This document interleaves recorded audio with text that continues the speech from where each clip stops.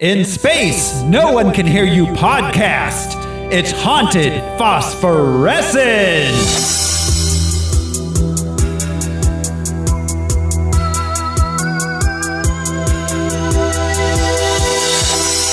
Hello, everyone. This is Throw Smiley, and I think we ought to discuss the bonus situation. Who's joining me this week? I'm Josh Cece, and when I'm in outer space, I like to go to flavor country with a nice, cool menthol. Right. I'm Brian Lesh, and whenever Josh says anything, I say right. I'm Alaric Weber, and my structural perfection is matched only by my hostility. And this is Haunted Phosphorescence. You're structural. Haunted Phosphorescence is your normally known as Harmless Phosphorescence, but we have got your Spooktober specials coming on. We're doing, instead of doing superhero movies for the month of October, we're going to be doing some spooky, scary movies. This show is brought to you by our patrons. Patrons like executive producers Michael Beckwith and Atticus Burkett. You could be a patron too. Just head over to patreon.com/harmlessentertainment. We got bonus content there. We've got Star Wars shows, music shows. There may possibly be a new one or two coming at you for patrons soon. Stick around and find out. Head over there. $1 a month is all you need to join up. I think Andrew and I are going to do a Thanksgiving movie. Ooh, that's going to be this year, fun. which we hadn't before, and then probably one or two for Christmas. Nice. Now that Phosphorescence is haunted, we've got a good thing going here. But Thanksgiving movie, stay tuned. Nice. I'm curious to see which one that is, because there's not as many Thanksgiving movies as there are Christmas or Halloween. No, there aren't, and the ones that are good are as good as each other. Yeah. Anyways, patreon.com, check us out. Yeah. Are you going to do Thanksgiving? Oh, that would be rad. You just changed the ball game. So yeah, head over there, patreon.com/harmlessentertainment. And we've got our monthly movie coming out. That'll be probably towards the end of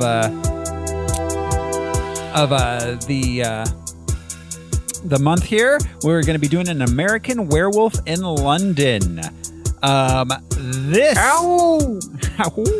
This week, however, on Haunted Phosphorescence, we are going to be watching and talking about Alien.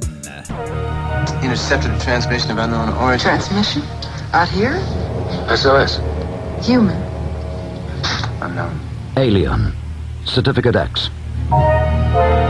Exclusive engagement at the Odeon Leicester Square. Now. Any systematized transmission indicating a possible intelligent origin must be investigated. In space, no one can hear you scream. Alien. What is Certificate X? That's their version of Rated R. That's what I wondered. Yeah. Okay. Yeah. So Leicester Square. I couldn't find a trailer for Alien that had any speaking in it whatsoever.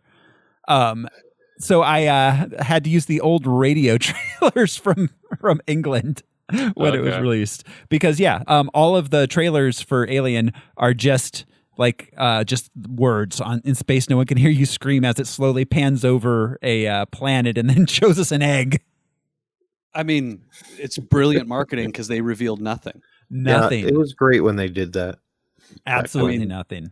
You see that the lead role is the captain of the ship, and man, they hoodwink the shit out of everybody. This is like, I mean, it's kind of amazing, but they did Scream with Drew Barrymore, but the entire cast, nobody knew who the lead was until like the end of the movie. Oh yeah, because that's cool. Sigourney Weaver was a relative unknown at the time. She was one of the least well known of the entire cast. Yeah. But we will get into that. In the meantime, Alien. And she grew up hard Scrabble on the streets because her father, Dennis Weaver, was only a TV executive. I'm glad she made it big. Yeah, right. Wait, are you telling me nepotism may play a part in the entertainment industry, Josh? Yes, with everyone except for Steven Spielberg, who likes to spot you in the action. Is that Steven Spielberg in our window again? I just imagine Steven Spielberg traveling the country, visiting local bar mitzvahs. Bar mitzvah crashers. Starring Steven Spielberg and Robert Zemeckis. Or Lucas. Spielberg and Lucas would be. Okay. Yeah. Anyways, this movie, Alien, was released May 25th, 1979. Has a running time of 117 minutes. It cost $11 million, and it made $106.3 million at the box office. Big. Wow, at that time? Yeah, that's $106.3 million in 1979 dollars. Al, can you tell us? Can you take the time to figure out what that is in modern money while we move on? No. Okay, thanks. He gets paid for his information now. Yeah, that's right. For doing, he gets money for math now, so he's not going to do it for free. $106.3 million at the box office. So it was a huge, humongous hit. It was the biggest. Yeah. I mean, this is very related to Star Wars in many ways, not least because of the time period it came out and a lot 2001, I would say. Oh, absolutely. There were some beautiful setups. So, yeah, those were currently freshly in the zeitgeist.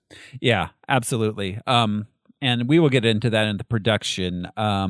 Meanwhile, it's time for us to play the box office top 10 game. 1979. So here's the thing about 1979. Here's the thing is that it's a pretty good Smashing Pumpkins song, but there's not a lot of information about the box office on a week-to-week basis. That's what, if you Google 1979, that's what it says. It's a pretty good Smashing Pumpkins song, but there's not a lot of information about the box office on a week-to-week basis. They've been recording these things since, movies began. Variety and Billboard. Yeah. Well, I don't know. It's just funny that you go that far back and there's no info, but they've been cataloging that info. Well, at least not on Box Office Mojo. It's entirely possible. Okay, fair enough. that the information exists. Lady Mayer is on. Yeah. So, Al, did you happen to find that out? Not yet. Okay. He's still looking at his sources. Don't worry about it. We'll just play the game. So instead of doing the week of May 25th, 1979, we're going to be doing the box office top 10 for the entire year of 1979. Makes sense. This is the top 10 movies of the year 1979.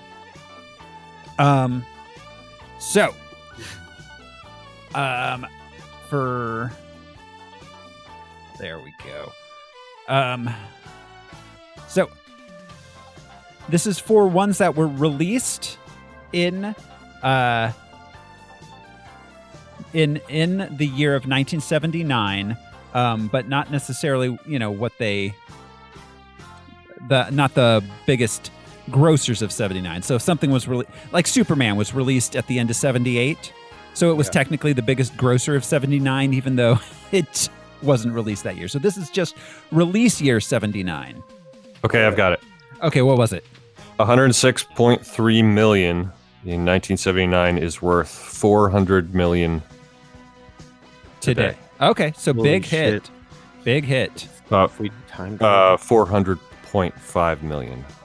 And that is wow. That is just domestic. That's not worldwide grosses. We don't know what this did overseas. All right. So you guys ready to jump into the box office top 10? Right. See. All right. The number 10 movie of the year are...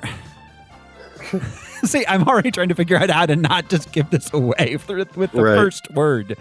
Our lead and his newfound friends trek across America to find success in Hollywood.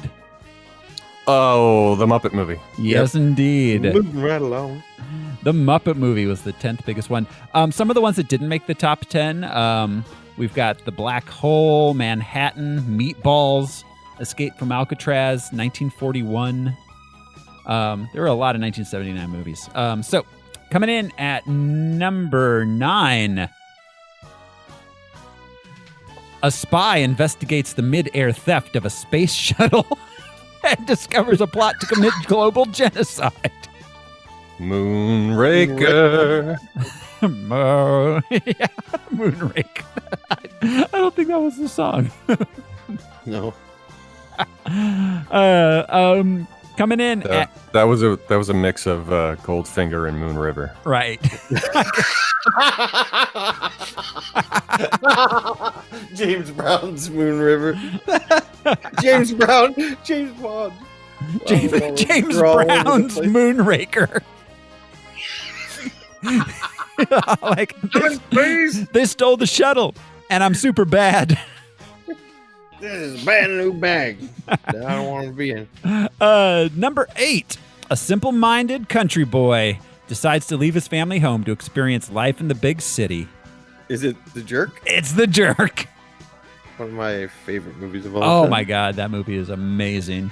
Coming in at number 7, a Hollywood composer goes through a midlife crisis and becomes infatuated with a sexy, newly married woman. This is Blake Edwards' joint. Oh, A Fine Mess? No. It stars oh crap. What was the name of that actress? She had famously it has the poster has what is her name? She's got cornrows and she's on a beach. Oh, Bo Derek. Bo Is it Derek. 10? It's 10? 10, yep. Yeah. Oh. That was just a symbol I was confused about. Yeah, I never quite got that. She's an attractive woman, like a model. It is. There's But even with the cornrows, I don't know. there's a number of like 60s and 70s sex symbols, and I'm like, what now? Yeah. Those are very pretty ladies. Yeah. A poster, I don't know. They didn't take down the Galactic Empire. I don't know if a poster's new. Right? They're not Spider-Man. Coming in at number 6. A U.S. Army officer serving in Vietnam is tasked with assassinating a renegade special forces colonel. Apocalypse then. Yes, apocalypse in a little bit. In a little bit. He was Marlon Brando. He was so funny as the comic relief. It's like, oh, I get it. It's about the journey. It's heart of darkness. Coming in at number 5. Okay. So after a space merchant vessel receives an unknown transmission as a distress call, one of the crew is attacked by a mysterious life form, and they soon realize that its life cycle has merely begun. Howard the Duck. Yeah, what if he was an invasive species? I mean, isn't he? It's that Well, corkscrew he's not penis. Procreating. He's it's alien. trying. Well, I guess he did bring a condom with him, so he's not trying too hard to procreate. Yo, I don't need that. I don't need no Again, baby mama drama. yeah. Anybody who hasn't listened to our Howard the Duck episode, I must repeat this. Do not keep an open condom in your wallet. That is not a good way to use them. No, it's all linty. All right, the Alien. We're talking about Alien. Yeah, The movie number right now. 5. That condom wasn't even corkscrew shaped. No, it's That is a great well. point. To be fair, though, you know, If you get the right size, they Fleshy all are. palms, yeah. fleshy palms, duck boobs with hard bill Oh, nipples. For the first time since I've ever heard of Howard the Duck, I just tried to picture his dick. Oh no! This is a dark day. Dun, dun, drrr, dun. So, Need to go to Hunger City. so Alien was the number 5 movie. There are 4 movies that did better than Alien this year. So number 4, when a spacecraft of enormous power is spotted approaching Earth, an old leader resumes command of his spaceship to intercept it. Empire Strikes Back. No. approaching Earth? Right. My bad. 2001? No. 2021. Do I hear 2022? An old leader. This Star is Trek? absolute. Yes, the motion picture. The Moco. Yes. Yeah. It doesn't come to mind because it should be the least seen on your Star Trek list. Yeah. Well, It's a bummer. it's 2.5 hours of slow motion shots of them arriving at the Enterprise. Arriving places. Yeah. Yes. Yeah. So quiet, so bald. Yeah. Oh God. Well, I mean, it got Gene Roddenberry taken off the series, and he was like, "No one's going to want to watch Star Trek without me." And then they made Wrath of Khan. Yeah. So I think Wrath of Khan took some beats from Alien. Oh yeah, absolutely. All right, coming in at number 3. A boxer struggles in family life while the embarrassed champ insistently goads him to accept a challenge for a rematch. Adrian. Rocky Is there 2. Rocket Rocky 2, II. number 2. Which was important for Rocky. Yeah. Because he lost before.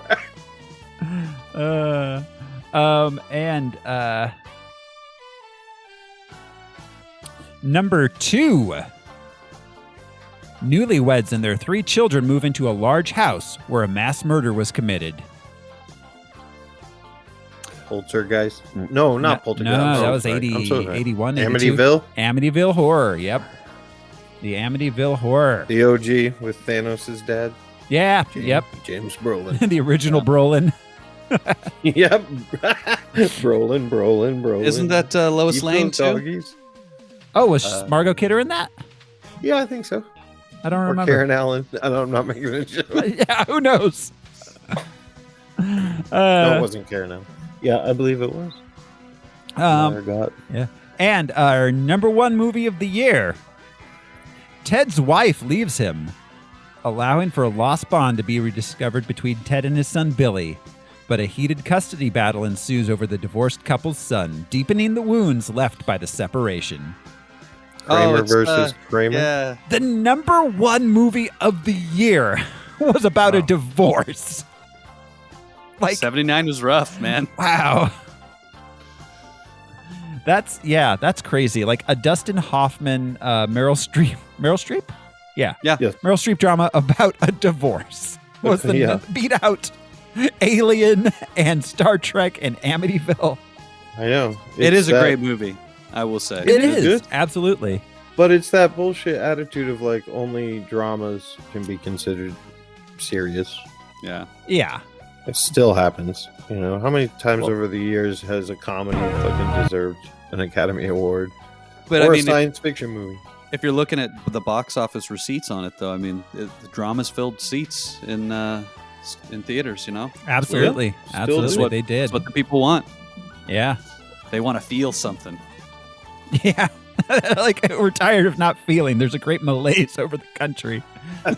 Isn't laughter and joy a feeling? No. It's No. not. I want to That's why see That's a why I top have drama cocaine. about children being murdered. That's why I have cocaine.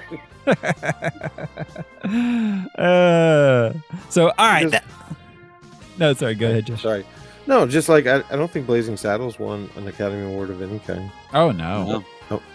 But Yeah, all right. I mean, Jojo Rabbit, right, was one of the first. I Yeah. think so, or maybe a Wes Anderson one before. I don't think. Com- I don't think Wes comedies Anderson did. comedies Yeah. do not win awards unless you're Woody Never have. Allen in the 80s. Ew. Yeah. Annie Hall beat Star Wars. Yeah, exactly. Annie Hall beat Star Wars. I'm sorry. I don't think. Anyways. All right. I'm not going to get into that. Well, I love Annie Hall, but is Well, it better yeah. than Star Wars? What are you talking about? I mean, come Get out on, of here. right? I'm not going to have this conversation with you. Yeah, exactly.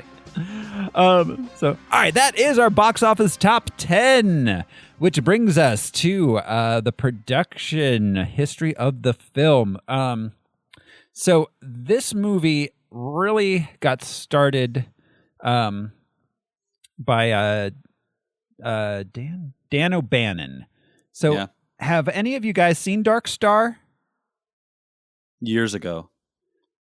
That No, it was doesn't. that's Carpenter, John Carpenter's student film he made. He made it with him and Dan O'Bannon made it together. With Loose Cannon O'Bannon. I mean, kind of, yeah. Yeah, tell me. So they were when they were at USC together, and it's basically Alien.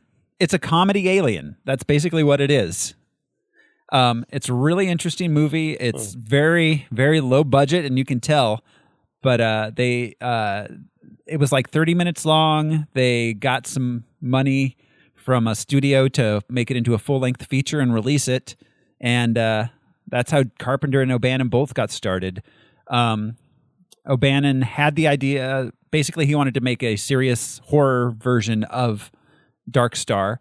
So, but before he could do that, he got hired on as a screenwriter for Jodorowsky's Dune. Oh. And in doing that, that's when he met Geiger, and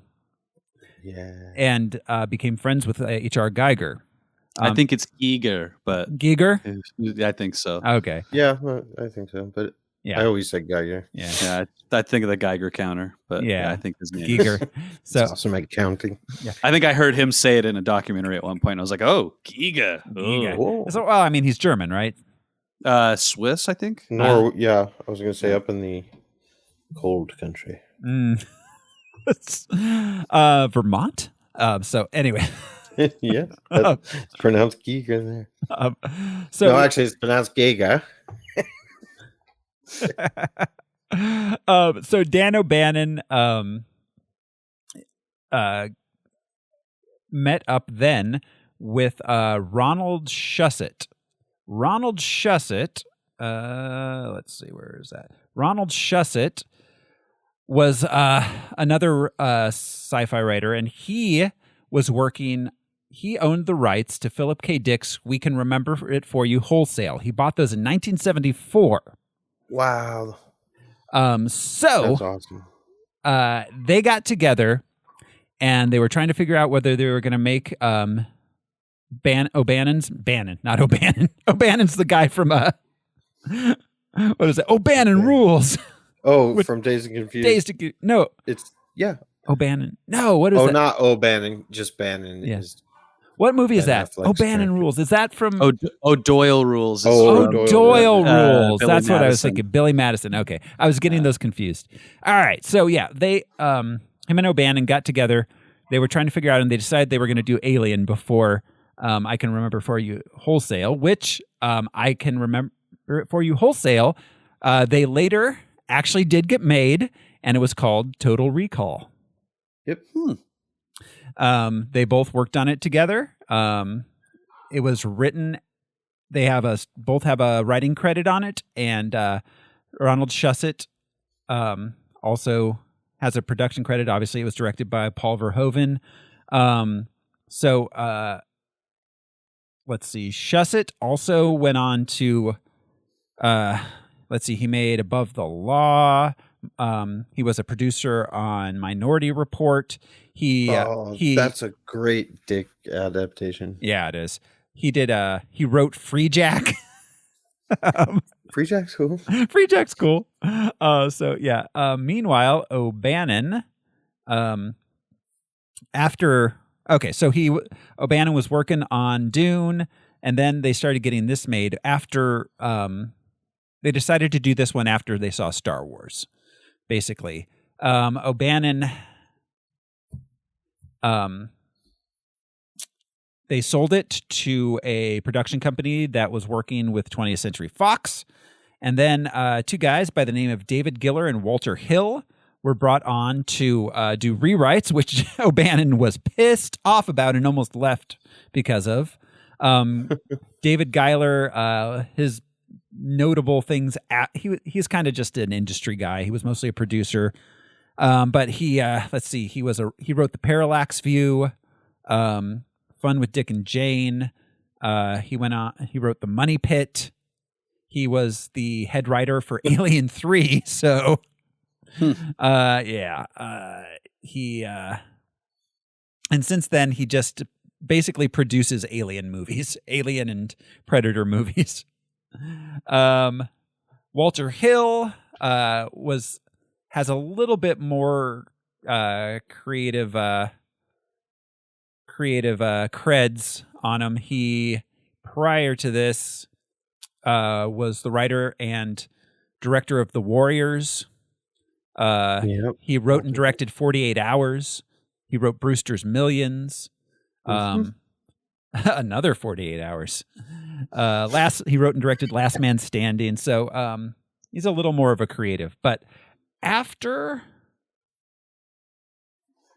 this movie, O'Bannon basically spent the rest of his career kind of.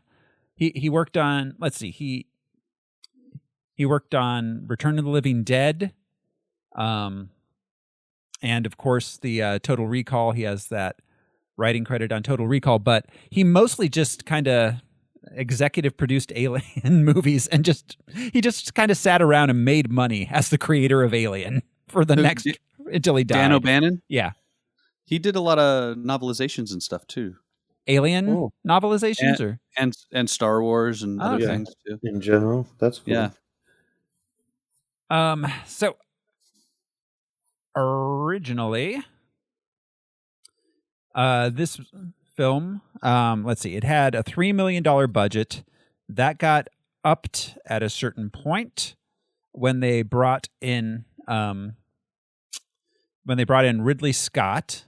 Originally, let's see, O'Bannon pitched this as Jaws in space, which is, yeah, all right, makes a lot of sense. So Ridley Scott was brought on. Oh God, where was it? Ridley Scott says that there was a few names being tossed around as directors, but when Ridley Scott got brought on, that's when it really started picking up steam. He pitched it, or he said his view of it was Texas Chainsaw Massacre in space. Just pick a movie and say it's in space. In space, and that's what this is. That's how Star Trek got sold. Yeah, and it was like Wagon Train in space. Yeah. So I want to correct myself. It's not Dan O'Bannon. I got Alan Dean Foster and Dan O'Bannon mixed up in my head. Oh, okay. Yeah. Alan Dean Foster. Yeah, different. Yeah. Very different people. Yeah. Okay. As far as the casting goes, they wrote all the parts as interchangeable. They only have single names. They could be men or women. Casting was completely open. And this, obviously casting was kind of key here. They specifically cast the people that died first as larger acting names. That's why we get Tom Skerritt, Harry Dean Stanton, John Hurt, because they were the bigger names and people were going to be shocked when they died first. Yeah. Yeah. Let's see. Ridley Scott, of course, I don't know. Is he best known for Alien or is he best known for Blade Runner? Oh, that Noah movie that he made, man. That's definitely... What had he done before this? The Duelist. This was his second movie. Prior to this, he made The Duelist, which was set in like the 17 or early 1800s. Yeah, one duel. Yeah. So when duels were not had at a Quick Trip. But of course, he's Ridley Scott's. This is the second Ridley Scott film we did. We did The Martian for a monthly movie. Mm-hmm. But his career's crazy. He had so many like all-time classic movies, and then like in between them, a bunch of shit that you're like, what the fuck is this? I think he has a movie on its way, The House of Gucci, I believe is He's got that. It looks really good, actually. The last duel, or the last, that's him with like 30 guys in it. Matt Damon, Ben Affleck, and Adam Driver. I know. Yeah, wild. Well, and Gladiator. I just watched Gladiator 2 nights ago. Oh, yeah. That is such a good movie. But The Duel apparently was, they had like 3 scenes left to shoot in April of 2020 when they had to shut down. And so they had to shut down for like 10 months and then come back and spend like a week shooting. Jeez. Yeah. Let's see. So our cast. Tom Skerritt as Dallas, the captain. It's weird. It's funny to me, the connections I make, because the first movie I ever saw where I like recognized Tom Skerritt as being Tom Skerritt was Poltergeist 3. So I always think of him as the guy from Poltergeist 3, even though it's like one of the least movies he ever did. I always think of him from Top Gun. Oh, yeah. Well, of course. He's he was also in Up in Smoke. Cheech and Chong. Yeah. Yeah, he was. Poltergeist 3, I watched the first Poltergeist the other day. Does the kid live with her family, or does she live alone in an apartment building? The description was vague. They all live in a penthouse. And it's a brand new one, but I think it was also built on some... if you think about the population of all humankind over the years, everywhere is potentially a burial ground. Yeah. Oh, yeah. There's a lot of stuff You're buried always a lot of walking places. on bones. But the crazy thing about part 3 is that she died. Yeah. Before it was filming. before it was even done. And kid, so right? the kid, so they rewrite it as if she becomes not just possessed like in other movies, but has a different face, like a little goblin face. Mm-hmm. That they were able to have a little person finish the movie for. It's very weird. Yeah, weird, man. But I totally remember Skerritt from it. Oh yeah, absolutely. He also let's see, he was in MASH, Harold and the movie MASH, not the show. Harold and Maude. Space Camp. You guys remember Space Camp? Yeah. Hell yeah. Steel Magnolias. That's right. Yeah. Then we've got Sigourney Weaver, of course, is Ripley. In this film, referred to only as Ripley. She did not become Ellen Ripley until the sequel. Yep. Yeah. And is this her first? Let's see. I think it was. This might be her first credit. Yeah. At least her first lead. Absolutely her first lead. Which we didn't know at first. Yeah. We didn't know she was the lead when this started. That's just cool. Yeah. But yeah, so like her first film, she was in Annie Hall. She had a small role in Annie Hall. Huh. Yeah. And then she was also in the 1978 Durang play Titanic, the stage production of Titanic, in which she played the iceberg. It's a good idea, but we need like a conflict. Yeah. So apparently, Veronica Cartwright, who played Lambert, was thought she was playing Ripley and didn't find out she wasn't until she got to the set, which is rough for her. Yeah, Veronica Cartwright. She started out as a child actor. She was in Invasion of the Body Snatchers, The Birds. But she was bird number 37. Is that why she seems pissed off in the movie? I was gonna say it might be, yeah. She definitely used that emotion. Mm-hmm. I feel like Ridley Scott did some Kubrick level shit on this movie because Yaphet Kotto was told to annoy Sigourney Weaver throughout production, and he has said he regretted it afterwards because he really liked her. Yeah, but it brought some great performances. And Ridley Scott actually filmed a lot of their dress rehearsals. So a lot of them sitting around their tables, they were just kind of like improvising, riffing off each other dress rehearsal as a right. They didn't. And so originally O'Bannon, so he's not well known as a writer for human characters. He's a great, in the same way Lucas isn't really known. He's a good idea guy, but that's what the writers that were brought in did, and what Ridley Scott really focused on. He was like, no, we've got the alien stuff down. It's scary. We've got these special effects guys working on it. It's going to be great, but we need to actually care about these people. And O'Bannon was like, do we need to bother with caring about people?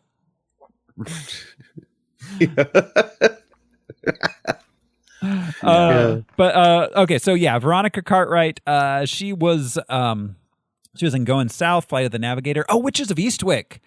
Was she the lady that died, that like had like the cherries? Who was she? I think that I haven't seen that in a minute. Yeah, it's been a long time. I watched it about 2 months ago. So, but Harry Dean Stanton as Harry Dean Stanton as what's his character's name? It's Parker. Parker, yes. Or was he Brett? Brett. He's Brett. He's Brett. Yaphet is Brett. Yaphet is Parker. Yeah, you're right. Yeah, Harry Dean Stanton, of course, like consummate character actor, legendary. Godfather Part 2, Cool Hand Luke. He was the dad in Christine. Repo Man, Pretty in Pink. Repo Man. Oof. Oh, he was in Last Temptation of Christ. He's been in so much. So much. He's even appeared in the MCU. Yeah. Yeah, we saw him in the Avengers. That's right. And I love his because Joss had worked with him before. I'm not sure on what, but yeah. You're from outer space? No, I'm not. Then son, you got yourself a condition. Yeah, Harry Dean Stanton, man, all-time legend. John, he seemed so young in this. So young. Yeah, he did. But he was actually he's born in 1926, so he was 52 when they filmed this. Right. Yeah. Yeah. But comparatively, he seemed so young. Yeah, exactly. Yeah. So, and in his review of this film, Ebert makes the point that all of the cast is over 40 except for Sigourney Weaver and Veronica Cartwright. And so it has a lot more gravitas to it just immediately than, a lot of the slasher films or horror films of the time did, because those were all teenagers. So instantly, by having a bunch of 40-year-old dudes, it becomes like a lot heavier and a lot, it feels like there's more to it. Yeah. It feels more grown up just from that. It's true. It's a good point. And they seem like they'd been at their job for a while. Like they were all pros. Yeah. Kind of thing. So that was the big thing. I mean, that's kind of the biggest deal with this is that, other than the fact that it's a horror movie set in space, which was a novel idea at the time, is that they were... that's what they got from Star Wars was the used universe. Yeah. But something that was theirs and like theirs alone was space is a job. These aren't like adventurers. They're not out there saving the galaxy. They're truckers. They're hauling some ore back to Earth. Absolutely. Great. And this is written and filmed to be like naturalistic instead of fantasy, Yeah. It feels like people sitting around eating lunch in between shifts. Yeah, absolutely. Absolutely. They're bitching about their pay. The work. No one appreciates the work they're doing. They're annoying and funny and kind of catty with each other. Yeah, in ways that we haven't seen. I can't think of another movie that's written like this. Yeah. Yeah, and they're smoking. There's a cat on board. Yes. And those might seem silly, but they just reinforce that this has been around a while. This technology and this way of life and everything, that they found a way to adapt outer life into inner. And so, it does a great job of making this seem like old hand to these characters. They're not explorers. They're truck drivers, and this is not their first trek across the galaxy. Yeah. They just want to get across the ice road and get fucking home. Yeah. Yeah. Bring you your flat screens. Exactly. Yeah. And that was, that's a big deal. Like it was a very, very novel idea in 1979. Yeah. There is no Flash Gordon here at all. Which is crazy because this came out like a year after Flash Gordon. Yeah. Right. Yeah.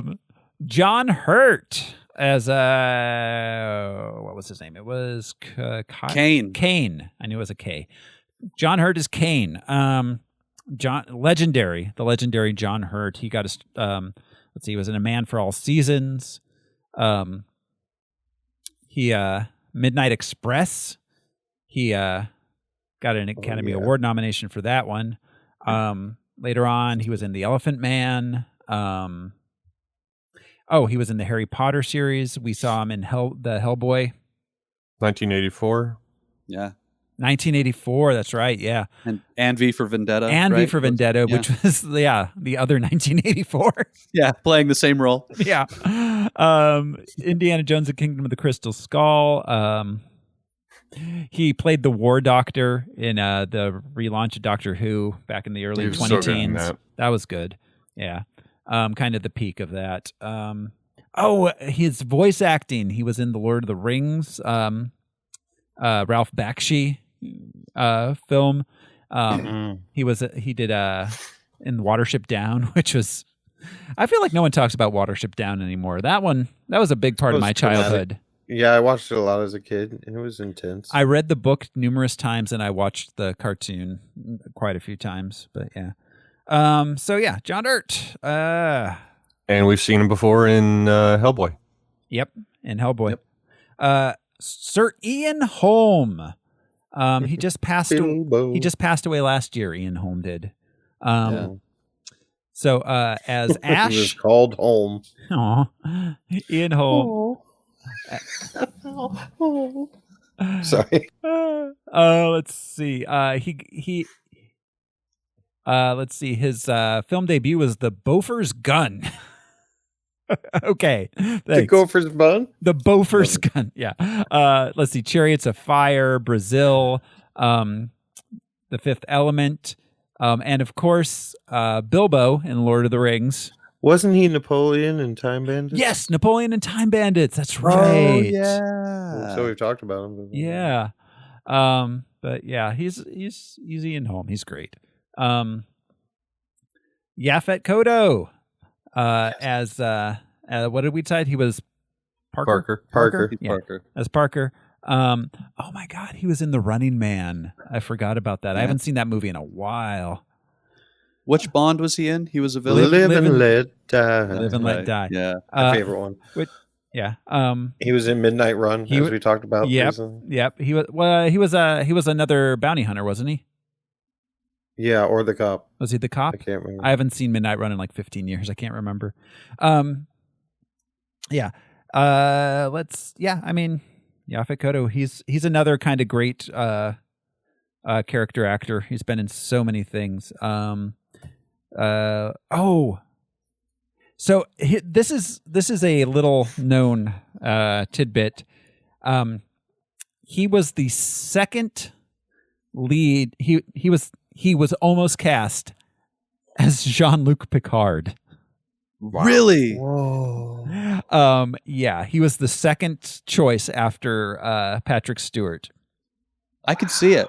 He's got a lot. Yeah, he's got a lot going on. He's funny and he's serious. Mm-hmm. I could see why he came to the audition. It would make sense. But wow. He's imposing like Idris Elba. He's like a gigantic man. Mm-hmm. Yeah. Huh. Let's start an online petition. Right. Yaphet Kotto. Refilm this series with Yaphet Kotto. He died this year. Aw. Uh-huh. Yeah, he did.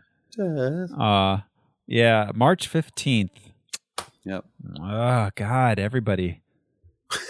Yes, everybody. Everybody dies. From all God damn it. time. And rounding out our cast, we didn't see his face on screen, but Balahi Badejo as the alien. Yeah. And the Nigerian visual artist, he did let's see. Not much about him, honestly. This was his big film role. Other than this, they literally found him in a bar. Yeah. He was tall and skinny, and they went, "You could be an alien. You can do it." Yeah. He was 6'10". He passed away in 1990. 6'10"? Yeah, 6'10". And lanky ho. Shit. Yeah, he passed away in 1992 from sickle cell anemia at the age of 39. So that's a bummer. Yeah. So that about rounds out our. Since there's only one more, we may as well mention Helen Horton, the voice Helen of Horton. Mother. Mother. I get that right? Yeah, Helen. And the cat. Jonesy. Jones, yeah, I didn't get who. I didn't get the name of the cat who played Jones. Yeah, Jones is uncredited on IMDb. Yeah, he's the same cat Well- that appears in Captain Marvel. Well, and Jones actually appears in Aliens, but I assume it's a different cat considering it was made 7 years later. Yeah. Time is weird. Are cat years the same in space? Well, I mean, he also got Nobody can hear you speak. Cryo frozen. yeah, he got cryo frozen. So, yeah, Helen Horton played the voice of Mother. Let's see. She's the grandmother of Lily James. She was in Superman 3. Who was she in Superman 3? Mrs. Henderson. I don't remember Mr. Henderson. Is that the lady next to the guy on roller skates? Oh, Miss Henderson, the secretary, right? Or like No, she had a different the sister. I'm not sure. I can't remember. She either could have been at the unemployment office, or she could have been one of the couple that won the trip to Brazil or Colombia. Oh, or I bet something. that's it. Yeah. She looks like a normal human. Yeah. Let's see. Yeah, her other credits. Gosh, she was in a bunch of TV and like not very well known films throughout the 50s and 60s. But she was in The Razor's Edge. Oh, she was in The Benny Hill Show for 6 episodes. It's hard to tell because she's moving at 3 times the speed. Well, Right. and isn't the voice of Mother in this movie only the countdown for the self-destruct sequence? Yeah. Spoiler alert for Yeah. those of you that haven't seen the movie yet. Yep. I believe so. Yeah. Yeah. So, all right, that is our production. This film was reviewed by Siskel and Ebert. Ooh, before thumbs. An exciting moment from Alien, the outer space End horror of all. film that is setting box office records all across the United States. Alien, which I gotta admit scared me. I gotta admit, it scared me too. Oh, all right. It's just one of 5 new films we'll be reviewing on sneak previews. 2 film critics discussing the latest movies in town. Now, the other guy who said he's scared is Roger Ebert, the film critic for the Chicago Sun-Times. My fellow chicken on today's program is Gene Siskel, film critic of the Chicago Tribune. 2 of the most successful genres of the last 5 years have been science fiction and horror films, and Alien is both. It's a combination of some of the best space hardware since Star Wars and the most gruesome bug-eyed monster since The Creature from the Black Lagoon.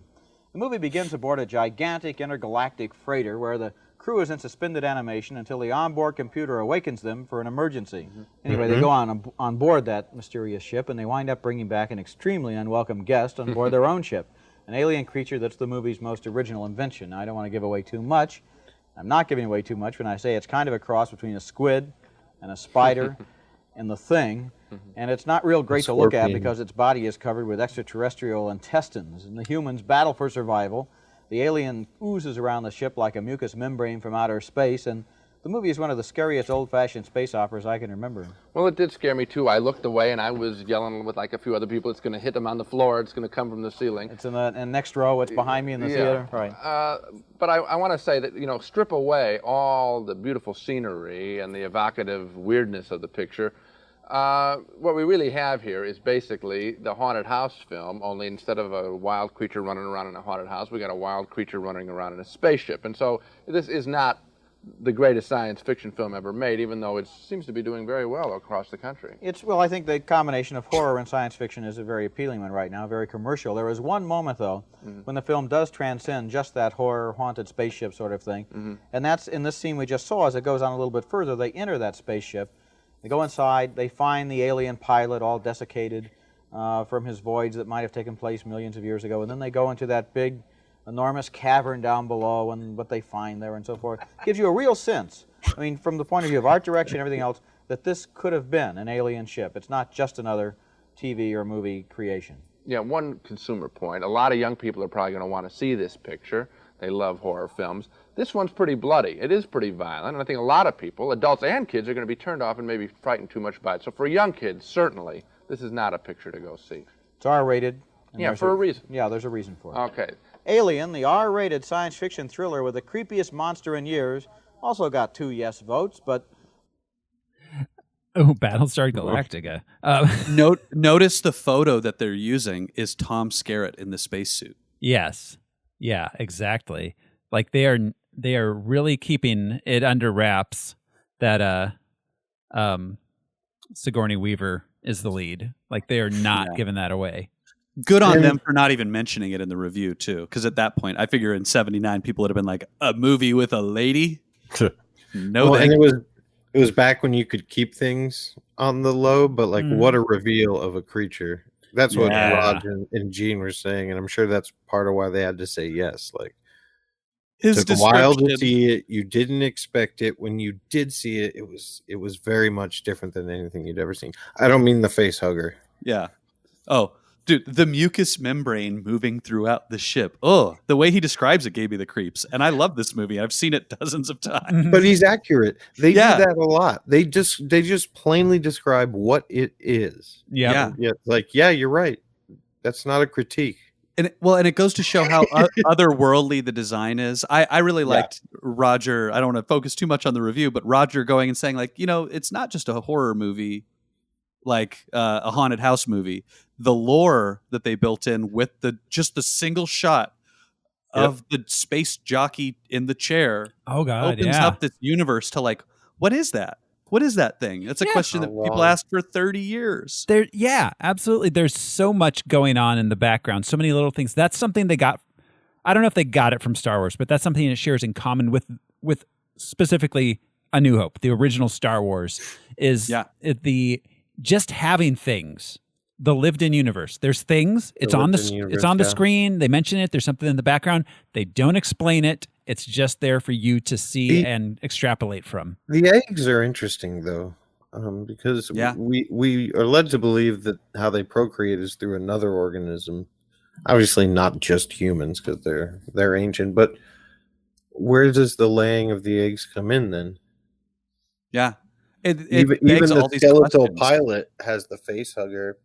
Yeah, bones on it. Yeah. Well, yeah, and then that's the thing. So here, so I mean, that's Jude was asking, like, how does this procreate? And I had to like break it down and be like, okay, so it lays an egg, then the egg hatches, and the face hugger attaches to another creature, and then puts its spores or its fetus, whatever it is, into its stomach, and then that gestates inside the other creature and bursts out. Some spiders do that actually, but not. Yeah. I don't know if it's to a living spider or not, but yeah. Well, gotcha. and this movie leaves a lot of things unanswered that Aliens attempts to then put a little bit more into the detail behind it, but still not a ton. Yeah. Aliens still doesn't like get real in depth with explaining things. Well, they don't. Yeah, it came out of nowhere. They don't know what it is. You guys didn't watch the director's cut, right? No, I just watched the original. So, and neither did I, but I've seen the director's cut. And in the director's cut, there are a few scenes that they put in that kind of explain a little bit more about the life cycle of the alien race. Not as individuals, because they are a not a hive mind, but they work as a hive like bees or ants. And you can see that this single alien was doing stuff that would lead to the results that we get in Aliens. Building a nest, that kind of thing, building a hive. Yeah, and so Ridley Scott said that the aliens take on some of the traits of the whatever they gestate inside. So that's why that one came out looking human-esque, had like a vaguely human-shaped body. Okay. We see in Alien 3, that's where they really explore that idea. Yeah. With the buffalo. I think there's a dog. Yeah. And then one of the Alien versus Predator movies. Yeah. We get the Alien Predator hybrid. Yeah. Prometheus later on in the same universe we get the space jockey alien thing ish thing. They're not the same, but yeah, it's cool. It's an interesting concept. It's kind of like The Thing in that sense. Yeah. Yes. Yeah, it is kind of. So this movie has 98% on Rotten Tomatoes. It's pretty good. It's a pretty good movie. It's an all right movie. Yeah. So are you guys ready to go ahead and jump on into it? Wait, let me get the cat.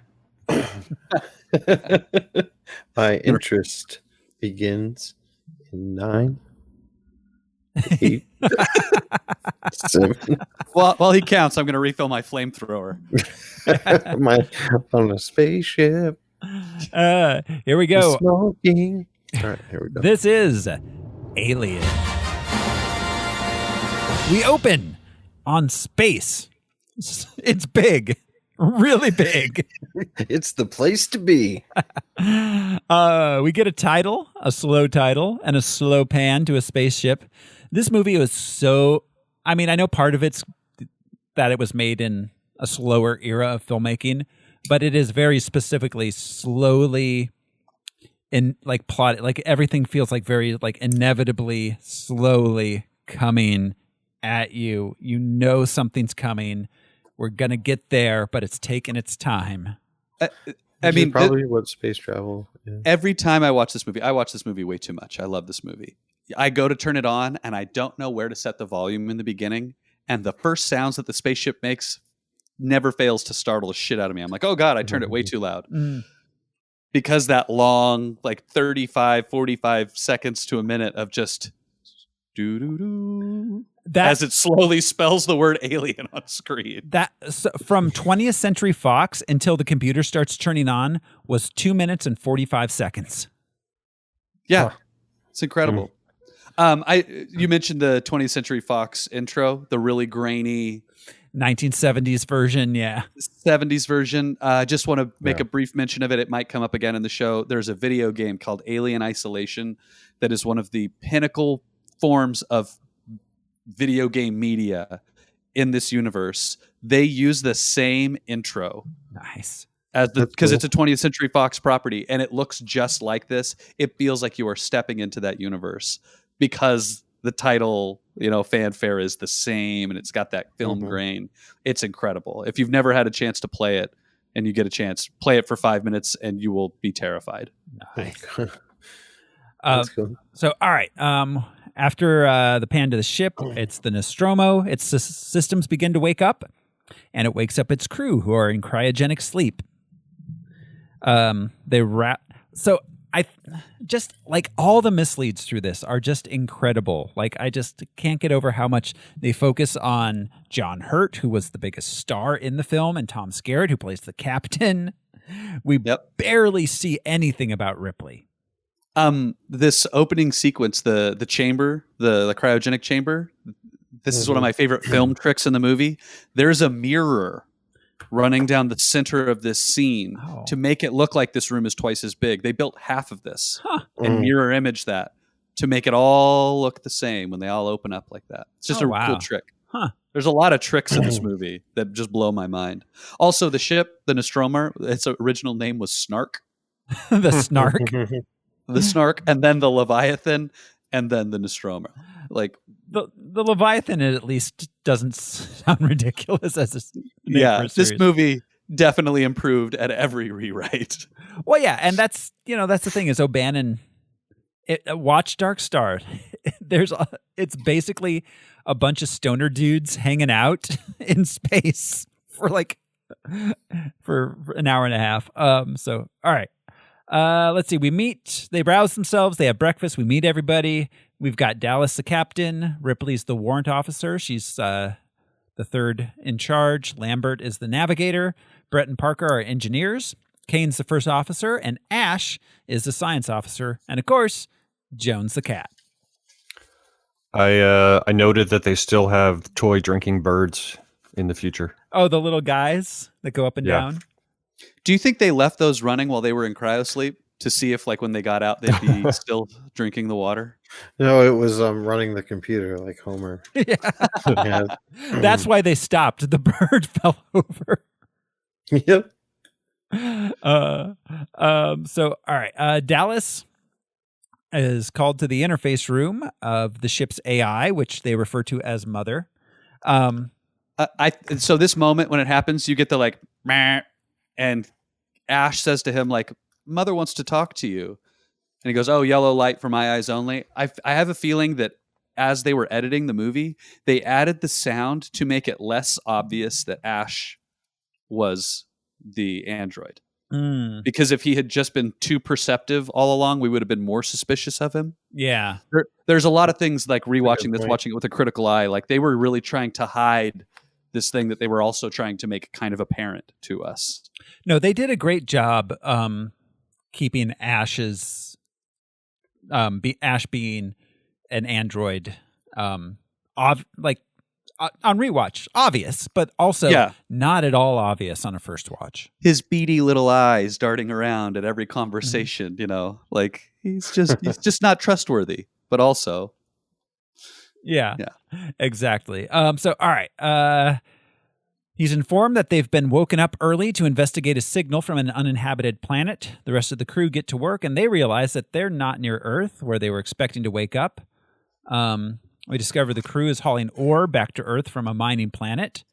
Dallas informs the crew about the situation, and despite the protests of Brett and Parker, they decide to go to the planet and check out the signal because it's in their contract. Yeah. The whole dystopia, like boring dystopian corporate, like oligarch world they live in is all too real. It's also, what was that? James Cameron fucking Avatar? Yes, Avatar. Similar situation, right? Yeah. They're like retired space marines that now work for a company. Well, yeah, but I mean, can you not see like the Amazon spaceship where the crew has to haul the ore back for Jeff Bezos and doing peeing in water bottles, you know, because Yeah. they can't take a break. This trope forever became part of science fiction. It makes me think of Rick and Morty. You know, you get that mysterious signal. It's like, oh, it's a distress signal. We have to stop. It's the rule of space. Mm-hmm. It's how they reintroduced the Guardians in what, Endgame, or I don't know, in Infinity War. Yeah. Rocket and they're responding to a distress call. Yeah. And Quill and Rocket basically say the same thing, like, well, we save them, they pay us. They don't pay us, we take their ship. This is how the beginning of the Expanse, which is hugely inspired by Alien. I'll try not to talk about the Expanse too much during this, but the first thing that happens in the story is they get a distress signal, and they're like, we have to answer it, because if we're in that situation, we want someone to come save us, because we are how many weeks away from rescue, and they could be running out of oxygen and dying close to death. It's a cornerstone of Star Trek story. Yeah. Well, and especially because the Federation would have that regulation. Well, and it's a trope now, but the whole like it's not a distress signal, it's a warning. I feel like this might have been the first one. Yeah, an ambush. Yeah. I had a couple of notes. I think we passed all of them. At the dinner table, Kane says, "I feel dead." I thought that was a great foreboding. You line. look dead. Yeah. To a laugh. Everybody laughs at him. 2 future computers run on DOS. So everybody sell your Microsoft and Apple stock. We're going back, baby. Right. Make America DOS again. And this is a trash truck. This thing is as low budget as they could possibly make it. They're trying to squeeze every penny out. Yeah, it's a hauler. It's made to last. Who knows how long it's been in service? So I just have to say, as somebody who works for the government, if we have systems running on DOS still, we do. Yeah, I'm sure. The name of the mines they were coming from was the Solomons. Mm-hmm. Oh, Solomon's mines. Yeah. And traffic control is in Antarctica. Yeah, that was interesting. A character moment we get because Lambert is saying like, "Oh, I'm looking for where we're at," and Ripley just keeps repeating, we're not in our system. It's not our system. That's not her job, but she is very aware. She is situationally aware, and that's established the first line out of her mouth, basically. If you watch her carefully, she's clearly the only one who doesn't make mistakes throughout. Like, who's aware of what's happening, follows the rules, the quarantine thing. Yeah, absolutely. She's paying attention. Mm-hmm. Yes. Like, bare minimum, she is paying attention to what is going on. Mm-hmm. You're right. Everybody else is checked out because they're on their way home and they're not far. It's a good point. Yeah. Yeah. So, all right. So they detach their ship from the main cargo portion of the vessel and head down to the planet. It's rough going entering the atmosphere, and when they land, the ship is damaged. Brett and Parker tell them it will take 25 hours to repair the ship. It'll take 17. I loved and he this. tells them 25 hours. Under promise, you got to do that. over deliver. I say that so often at work. Yeah, and it's true. Yep. Mm-hmm. It's true. Yeah. And their technical mumbo jumbo just made no sense. Like, secondary load sharing unit is out. Yeah. Well, and another word for a sister wife, right? There's a couple of lines in that kind of help us suspend disbelief that they're not going to be able to see everything that's happening on every deck of the ship. Because what is it, like deck C and D? We don't have visual, kind of thing. Yeah. And at one point, Dallas says, like, we don't need that to take off. Mm-hmm. Right. So it's they're establishing that we are doing this kind of with one hand tied behind our back. The ship is not fully functioning as a result. Right. Exactly. So, all right, they attempt to contact the source of the transmission, but they're unable to get a response. Dallas makes the decision that he, Kane, and Lambert will go out into the planet's atmosphere to investigate the source, which is within walking distance. 2,000 meters, I think they said. Yep. Yeah. So these spacesuits that they were using were not ventilated. It's 1979. Nobody ever thought to put an air conditioner inside the thing for an actor's comfort. Yeah. Like Chewbacca. Like, that guy was sweating to death. Oh, my God. Yeah. In that thing. Darth Vader sweating to death in that thing. Every little Ewok. Yeah. They said that the three actors wearing these spacesuits were constantly passing out on set. And they were giving them oxygen to get them back up so they could film again. And they were getting, diminishing returns as these actors are more and more worn out. So they got children to play in this, because there are smaller versions of the suit, to put them next to the ship. Oh. So the ship looks bigger. They had children doing it, and the children kept passing out from heat exhaustion. Yeah. And they kept giving the children oxygen.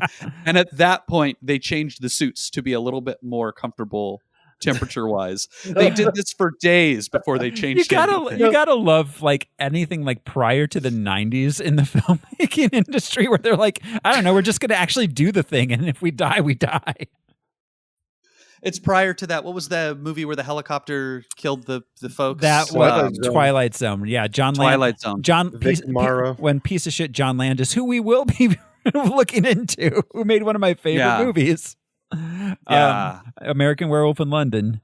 But total piece of shit, John Landis.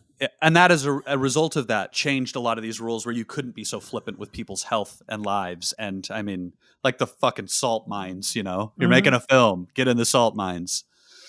Well, I mean, Jesus, like the old days, like extras literally would die and they would just continue filming. Harold Lloyd performed every single one of his stunts. And that seems antiquated and old, but like, dude stood perfectly so that the facade of a house could fall over him and not hit him. Like, timed it just right so the window. Yeah, jumping onto trains. Was that Harold, or was it? Wait, wasn't that Buster Keaton with the house? He may have done it, but I watched a documentary recently about Harold Lloyd and just like, how balls to the wall, how many bones he broke. There was one where he was getting on a train. There was something, and the narration was like he broke X amount of bones in this take. Well, like Ben-Hur, there was the guy who died in the chariot race in Ben-Hur. Oh yeah, right. And nowadays we look at Tom Cruise and like, oh, he broke his leg on that Mission Impossible movie, and they will show that clip. It'll be on loop on the internet for the rest of time. Does Tom do his own stunts? Question mark. Yeah, Tom's going into space to film a movie. He is? Yeah, he's going to film a movie in space. Wait, what the fuck does that mean in space? He's What? going into a spaceship and orbiting Earth, and they're going to film a movie while he's up there. Yeah, rather than using the vomit comet to get him in 0G, he's actually going to be in low Earth orbit. It's kind of cool, but at the same time, like, how much is that insurance costing the studio? Were they going to the International Space Station? Yeah. Where would well, they? and at this time of recording, there is a Russian actress and a Russian director filming a feature-length film about a doctor in the space station. It's weird. At the space station. Yeah. Okay. Yeah. That Yeah. makes sense. It's really weird. But it's where we're at currently is weird because we're kind of coming full circle. Yeah. Yeah. Well, what's crazy is that fucking Lex Luthor is basically derailing our trip to the moon. Yeah, fuck that guy, man. Yeah, and just fuck like that with guy. everything, the goal is not to expand humankind's horizons or anything. Like immediately, movie making, and billionaire joyriding. Mm-hmm. Yeah. Fuck. So this proves we could have been on our way to the United Federation of Planets. Oh but yeah, we're just like, nope. Let's get Kim Kardashian up there. It'll be great. Yeah, exactly. We could have been Star Trek, but instead we're, I don't know, Futurama. The Real Housewives of Outer Space. Some fucking bullshit. Yeah.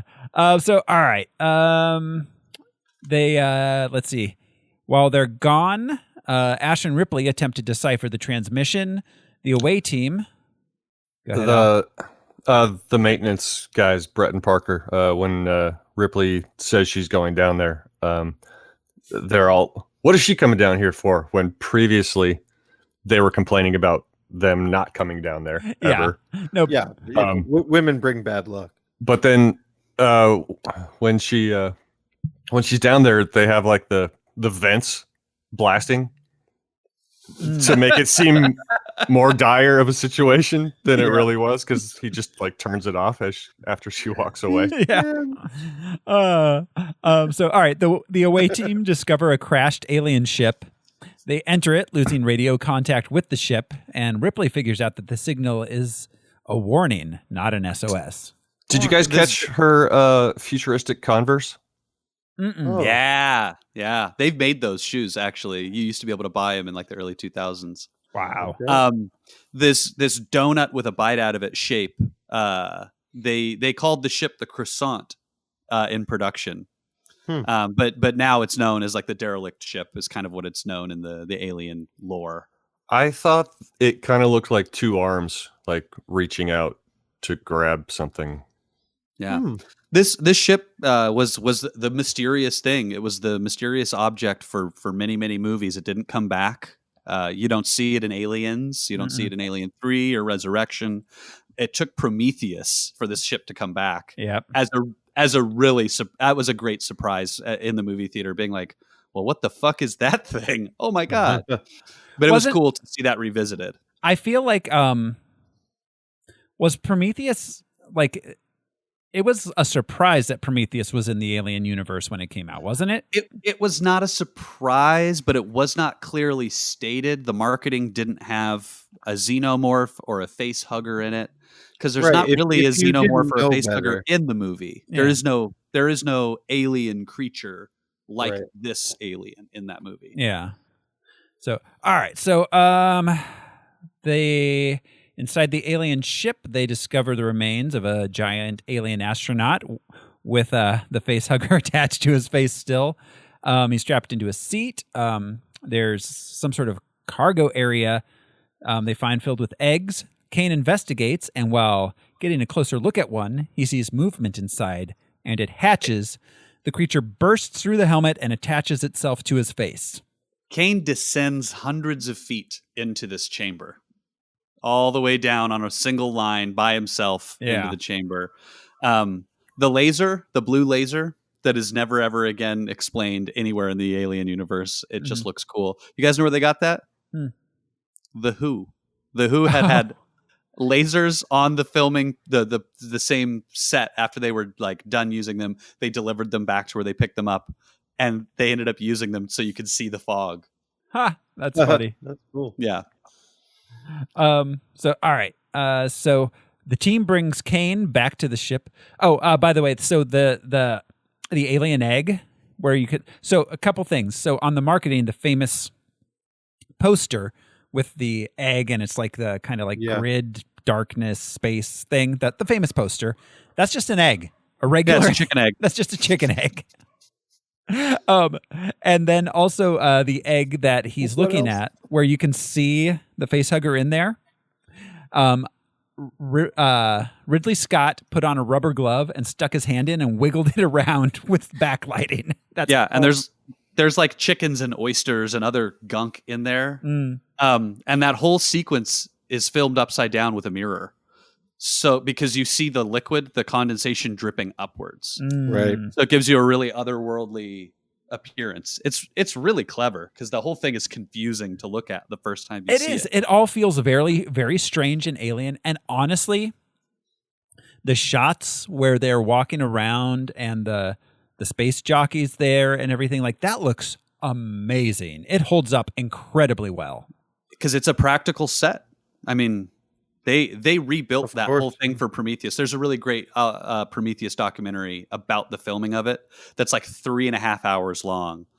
And that goes into a lot of detail about the original set. They almost cut that out of the movie because the production costs of that set were as much as the production costs of all of the interior shots in the Nostromo. Wow. You use it for one brief moment and that's it. It really makes the movie. Like without it, you don't get the sense of the larger universe nearly as much. All right. So they bring Kane back to the ship where they enter like the pressurization chamber. Ripley refuses to open the hatch to the rest of the ship to let them in because of the creature attack to Kane. It would be against quarantine procedures. However, Ash, who is at the hatch, overrides her command and manually opens it up, letting them in. Then we cut to Ash and Dallas cutting the helmet off of Kane to find a crab-like creature attached to his face. They scan him, find out it has a tube shoved down his throat, and they decide to remove the creature. They try to cut off one of its legs and discover that its blood is acid, which eats through 3 levels of the ship's interior. They decide to simply leave it on him for now.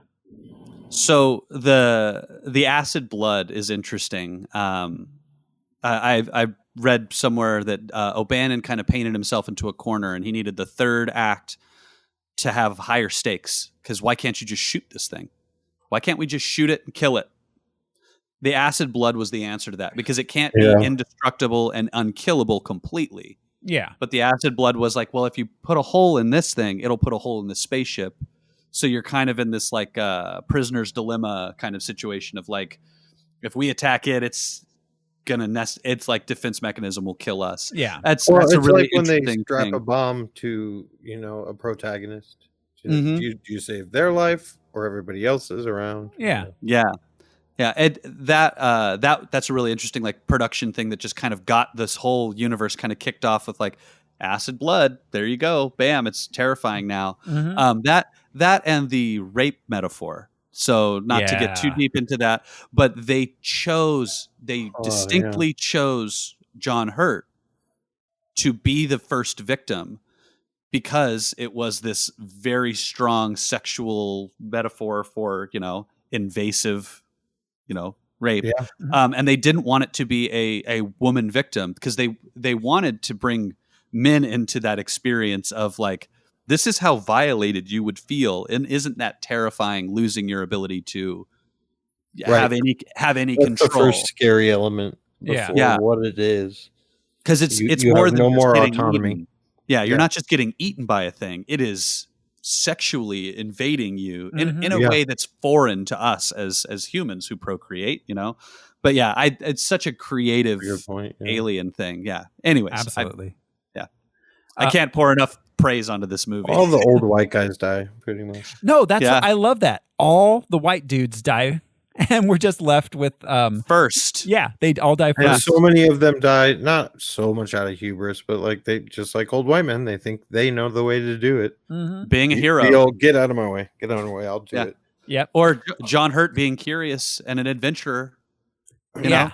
Yeah. If they had just done their job and been like, all right, there's no one alive here, we're just leaving, they would have been fine. The vibe is intense. Let's go. It was at this point in the movie where Parker and Brett decide to work faster. Yeah. Yeah. Yes. Yes. After witnessing the acid blood. The union boss showed up that day. Yeah. So, all right. Ripley confronts Ash about overriding her authority. He claims that it was his privilege as science officer. Then sometime later, they discover that the creature has detached itself from Kane and is missing. Yeah. Well, and Ripley says when they're off the ship, I'm the commanding officer. Mhm. I'm in charge. So, yeah, he very much breached protocol. Absolutely. At least as far as we know at this point in the movie. Right. We don't realize that he Yeah. has that he basically has, what was it, Secret Rule 9 something? Yeah. Crew expendable. His ultimate downfall was trying to figure out how to answer the question, "Are you a robot?" They asked him to play tic-tac-toe and he couldn't beat himself. He's like, How does this painting make you feel? "I'm trying to sign in, but I don't know how to answer this." So, all right, they go looking for the face hugger throughout the ship, discover that it's now died. Ash is excited to test and dissect it. Ripley wants to just leave it on the planet. I love the scare of it falling on Ripley from the vent. It Yes. is so dumb, but so satisfying. Mm-hmm. Yeah. No. It makes me And- wonder if somebody threw it at her from like off screen. And just before that, Dallas kicks over that can or whatever. Yeah. Yeah. Accidentally, that was a jumper Oh. too. Yeah. Yeah. The scares hold up really well in this film. Yeah. At this point, the movie is off to the races, man. Oh, yeah, it's going. It's Yeah. no longer sleepy, Mm-mm. you know. Yeah, it is just As going. soon as now. they're, yeah, exactly. So, all right. Let's see. Kane leaves not Kane. Dallas leaves the final decision up to Ash, and Ash decides to keep the face hugger. We find out that Ash is a new science officer, and they haven't worked with him before. Brett and Parker finish the repairs enough that they can leave the planet, even though it's not completely done. This is what you're talking about. He's like, it's good enough. We can go. Like Ripley's trying to keep them there and then attempt to get rid of the thing. Yeah. So they redock with the cargo vessel. Lambert calculates that they're 10 months away from Earth. They'll have to go back into cryogenic sleep. Kane wakes up and they all decide to have one last meal before freezing themselves for the return ship. I can't decide whether this saved Earth or doomed the crew or both. Like, if they had just cryogenically froze immediately, the alien probably would have frozen too. It wouldn't have burst out of him. They would have gotten back to Earth. Yeah. Like we saw from the fossilized, from the skeleton, like they could die. You know what I mean? It's possible for that to happen. It's not like they're immortal. Right. That was the skeleton even still had a skeletal one on it. And the alien itself, going deeper into the lore, they go dormant. Even if the alien had just burst out of its chest, it would have probably laid dormant for however many decades or however much time. I thought it was more like Thoreau just said that, like, eventually it would starve. But Oh no! Well, no. I'm just saying if they had well, no, because if they had frozen themselves before the alien hatched out of John Hurt, it would have been frozen inside him. Yeah, right, and they would have arrived on Earth. He would have unfrozen, and then it would have burst out. Now the question is, would Earth then have been doomed, or would Yeah. Yeah. There are some great comic books. Dark Horse used to have the Alien property before Marvel bought everything. Mm-hmm. And Disney bought Marvel, but which also the Alien Queen is a Disney princess. But there's an alien comic called Earth War, and that's essentially what happens: is one alien makes it into an orbital station, and somebody tries to escape, and the alien gets in with them. Yeah. Well, okay. So, do you guys remember the teaser poster for Alien 3? It was a picture of Earth, and it said, "This time they're coming home." Don't remember that. Yeah. Prior to finding out that no, they don't go to Earth at all. We're going to go visit Rock. We're going to a penal colony somewhere else. Yeah, exactly. So, I mean, everyone expected after Aliens for the third one to be Aliens on Earth. And at some point, if I get a chance to dedicate or to choose that year in our patron only podcast, I'm going to choose Alien 3 because there is a fuck ton of shit to unpack just in production notes. That movie had like 5 or 6 different scripts that became one script. Yeah, that movie's history is crazy, and it's crazy. I forget David Fincher was working that early sometimes. Yeah. Each one of those scripts is interesting, but what it became, the cobbled together patchwork that it was, is a disaster. Yeah. I still watch it. I enjoy it, but it's not good. No, it's not a good movie, but there's a lot good inside it. Like, there's some moment-to-moment stuff that's really great, but the film itself is just a hot mess. So Sigourney Weaver is incredible. Oh God, she's so good in everything. Yeah. Alien Resurrection 2, there's moments, but that movie's terrible. Just absolutely terrible. I love Ron Perlman and I love Sigourney Weaver, but man, that movie is a mess. Yeah, it's a terrible, terrible mess. That's a Joss Whedon joint. Or written by him anyways. And it suffers as a result. That's one of the first times where you can see the real seams in his ability to write ensemble casts. Yeah, he's such a I have such a complex relationship with his work. Him as a person can fuck off, but his work I have a very complex relationship with. So, all right. Let's see. Anyways, they're eating, and suddenly an alien bursts out of Kane's chest. It is happening. Yes. Go ahead, Brian. As I say, famously, this scene was a surprise to everybody on set. They had John Hurt strapped to a fake version of his body, and they pushed the alien up out of it. And so, like, they knew the cast knew an alien was going to come out, but they had no idea that they were going to detonate a bunch of squibs to splatter them all with blood. Yep. So that's everything's a first take there, and that's their actual genuine reactions. And just like Carrie and her hand coming out of the ground, it's now a staple, a trope. It's now, we just saw it last week in Monkey Shines. The last jump scare of the movie is Alien. Yeah. It's just the monkey. And I mean, so there were 2 takes of this. The first time they didn't get the alien clean out of the shirt. So they had to go back and get everybody covered in blood, still stressed out, and stick the alien back out of the shirt. Yeah, so they did it again to them. Yaphet Kotto has said that he went home and locked himself in a room and just sat alone for the rest of the day because he was so stressed out by how this experience was. I did the same thing when I rode that Stratosphere in Las Vegas. I have such a fear of heights. Yeah. I took like an hour in the bar by myself. Oh man. Just rethinking a lot of shit. I can't watch this scene without thinking about Spaceballs. Same. I mean, Of course. Yeah.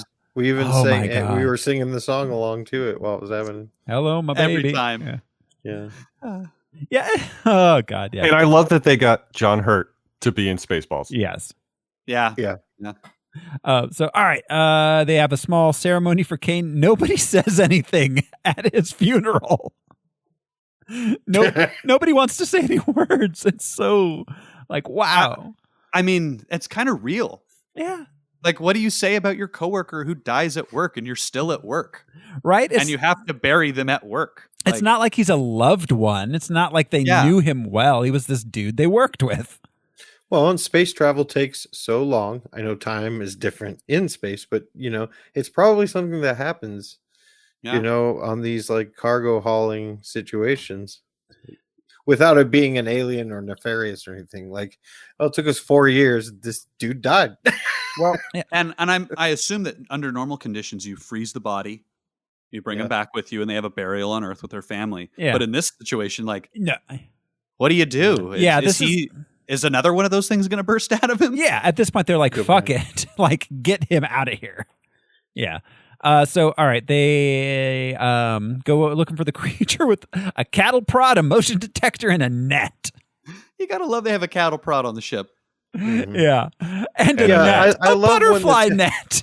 I love when the technology is so vast and futuristic, but the weaponry is so medieval and like just so old. Yeah. Well, No yeah. lasers. You know what I mean? Like no phasers on stun situation. And no Just a cattle guns. prod. Yeah. This was used for cows on Earth. Well, and I have to assume they have guns, but they've realized that they should not use them due to the hull breach problem. Right, but again, to my point, you're talking about guns. Yeah. Guns Yeah. as we know them. Yeah. They don't have lasers. They're using weapons as we know them now, but everything else is very futuristic. Well, I mean, even in the sequel, the Space Marines all use weapons with actual bullets. They don't have lasers. They don't have, photon torpedoes. Hicks has a shotgun. He's carrying like a pump shotgun with Aliens. Yes. I love firearms are not practical in space. But that's not what I mean. Oh no. But we're saying But we're agreeing with you that the technology is like, where are the lasers? Where are the fucking flying cars in this universe, man? I've got some arrows. I got a very small flamethrower. Well, I mean that comes. I have things that would get me out of situations on Earth. That comes down to in all the fucking superhero movies we do, people just fight each other hand to hand constantly. It's like you people, like you're aliens. You have lasers. Firing guns that are clearly impenetrable. Yeah, or you could just fly Superman up and throw somebody back down at the Earth. Like Superman. Totally. Why are you punching anybody? Just throw him. Right? Kick everyone. I would never throw a punch. Just because they have to set up barricades for the public to watch, like it's a parade. So all right. They discovered Jones the cat instead, giving us a jump scare. This is great. Getting a cat to hiss on command. They did this with a German Shepherd behind a screen. Oh no! They pulled a blind up, Germans, and the cat was walking towards the thing, and they scared the shit out of it with a dog. I was like, yeah, that makes sense. Does Jones get to go into cry? He does. He does, but he does go into sleep. Yeah. As well. Because he's in the sequel. He's in Aliens. Yeah, that's her comfort in Aliens, and you lucky thing, and she leaves him behind on Earth and goes back out into space. Yeah, of course. Yeah, we never saw him come out of his little cat bed like first. I assume that he was sleeping with somebody. Yeah, no. In the very last end, she gets in while she's holding him. She's like, "You're staying with me, Jones." Yeah, I need a cat right now. It's so bad. Just so for 10 months, it's just this cat doing that kneading thing on her chest, where they sort of. I'd take 10 months of that. Little thing. Yeah. So Jones runs away. They make Brett go after the cat while they continue to search for the alien. They make Brett go after the cat. He goes into That's a fun line. The chain condensation room. Right? What is the chain room? The wet chains. The rain and chain chamber, I called it. Yeah. Because of chain, I was waiting to see Chang in the vents. Yes. Like the back of my Chang. So I assume that this is some sort of water or air processing thing because of all the condensation. But who fucking knows, man? Who knows what this room is for? I know that they're hauling ore. It may have something to do with loading ore. I don't know. Well, I don't think that they're ever on the ore part of the ship. They're only on the Nostromo because they go from Nostromo to shuttle back to Nostromo, and then they continue hauling their ore. Well, no. Doesn't the Nostromo doesn't the Nostromo itself go down to the planet? Because that seems much bigger than the shuttle. No, but the Nostromo breaks off from the ore portion. It's like it's like a semi hooked up to a trailer. You're right. The Nostromo does leave the ore and then land. Like they unhitch the truck part to the trailer. And the shuttle is what we end up in the very last moments of the movie. That's right. There was a cool note at the beginning, which I don't think I'd noticed before, that the cargo, the Nostromo is the cargo puller, but the cargo, the tugboat, if you will, is actually refining. It's processing the ore as they're going. Oh, as they're going. Interesting. It said refinery refinery processing 20 million tons of mineral ore. Wow. That's really cool, actually. So yeah, not just pulling a bunch of ore, but actually getting shit done. while it's Right. floating Like through as far as space. this universe, how efficient. Like that's really cool. Yeah, that's a cool The guys detail. who mine it also refine it, and it shows up ready to use. That's neat. Back on Earth. But isn't there a moment where I believe it's Ripley's? Somebody says like we've got to abandon the cargo. Or Well, no, we Lambert have to abandon the ship. Lambert says it. Let's just get in the shuttle and abandon the ship. And there's only 3 spots. I know. I swore there was a like one of those lines like in other movies, like we have to let the cargo go. I mean, she might say it at that point, but like but she means the Nostromo as well because the Lambert aliens- just wants to bail. Yeah, I see. It's just it's happened lots of times in movies, and sometimes it's dramatic of where and like, the only reason why they don't is because there's 4 of them, and one of them would have to draw straws. right. Oh, that's right. And they don't realize that Ash doesn't really even need to be frozen. Yeah. Yeah. Smithers is like, but sir, there's 2 seats. I like to put my feet up. So all right. So then Brett gets killed by the alien, which is now the size of a large man. So we see the alien earlier in the sequence hanging from the chains. You have to look really closely, and it is balled up and hanging above him, which is a cool detail that I've missed many, many, many, many times until one day I caught it. Yeah, that's I saw it. It is pretty cool. Totally. Yeah, and just the way it unwraps itself and comes down. And just settles down silently behind him. Yeah. They had the actor take Tai Chi lessons so that he could move slowly. And it paid off, man. That's some Tai Chi level, like very interesting movements that it has. Yeah. So all right. So Brett's dead. And this is the first time we see the mouth and the second mouth come out. Yeah. This is the first time we see the alien. Yeah. Yeah. At all. Yeah. I mean, last time we saw it, it was smaller than a cat. And as far as Jaws in space, like you mentioned earlier, like, it was the same kind of buildup. Took its time before it showed you.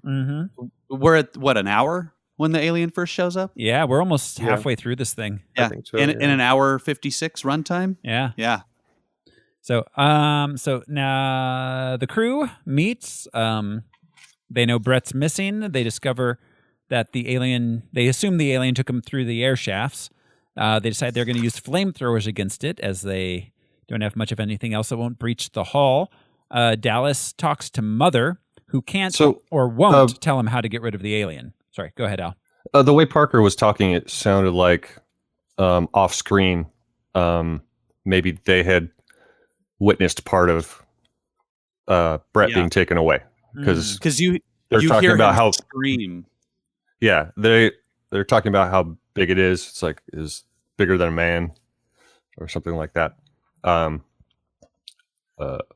yeah, I feel like they must have like walked in and saw him get dragged up into the ducts. That makes sense. Yeah. Because they are just around the corner, and they kind of just said like, yeah, go grab him around the corner. Yeah, and he's looking for Joe. So all right.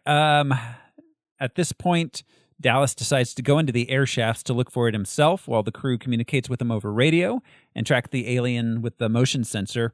I love that it had the same like little bleeps that they use in the second movie too.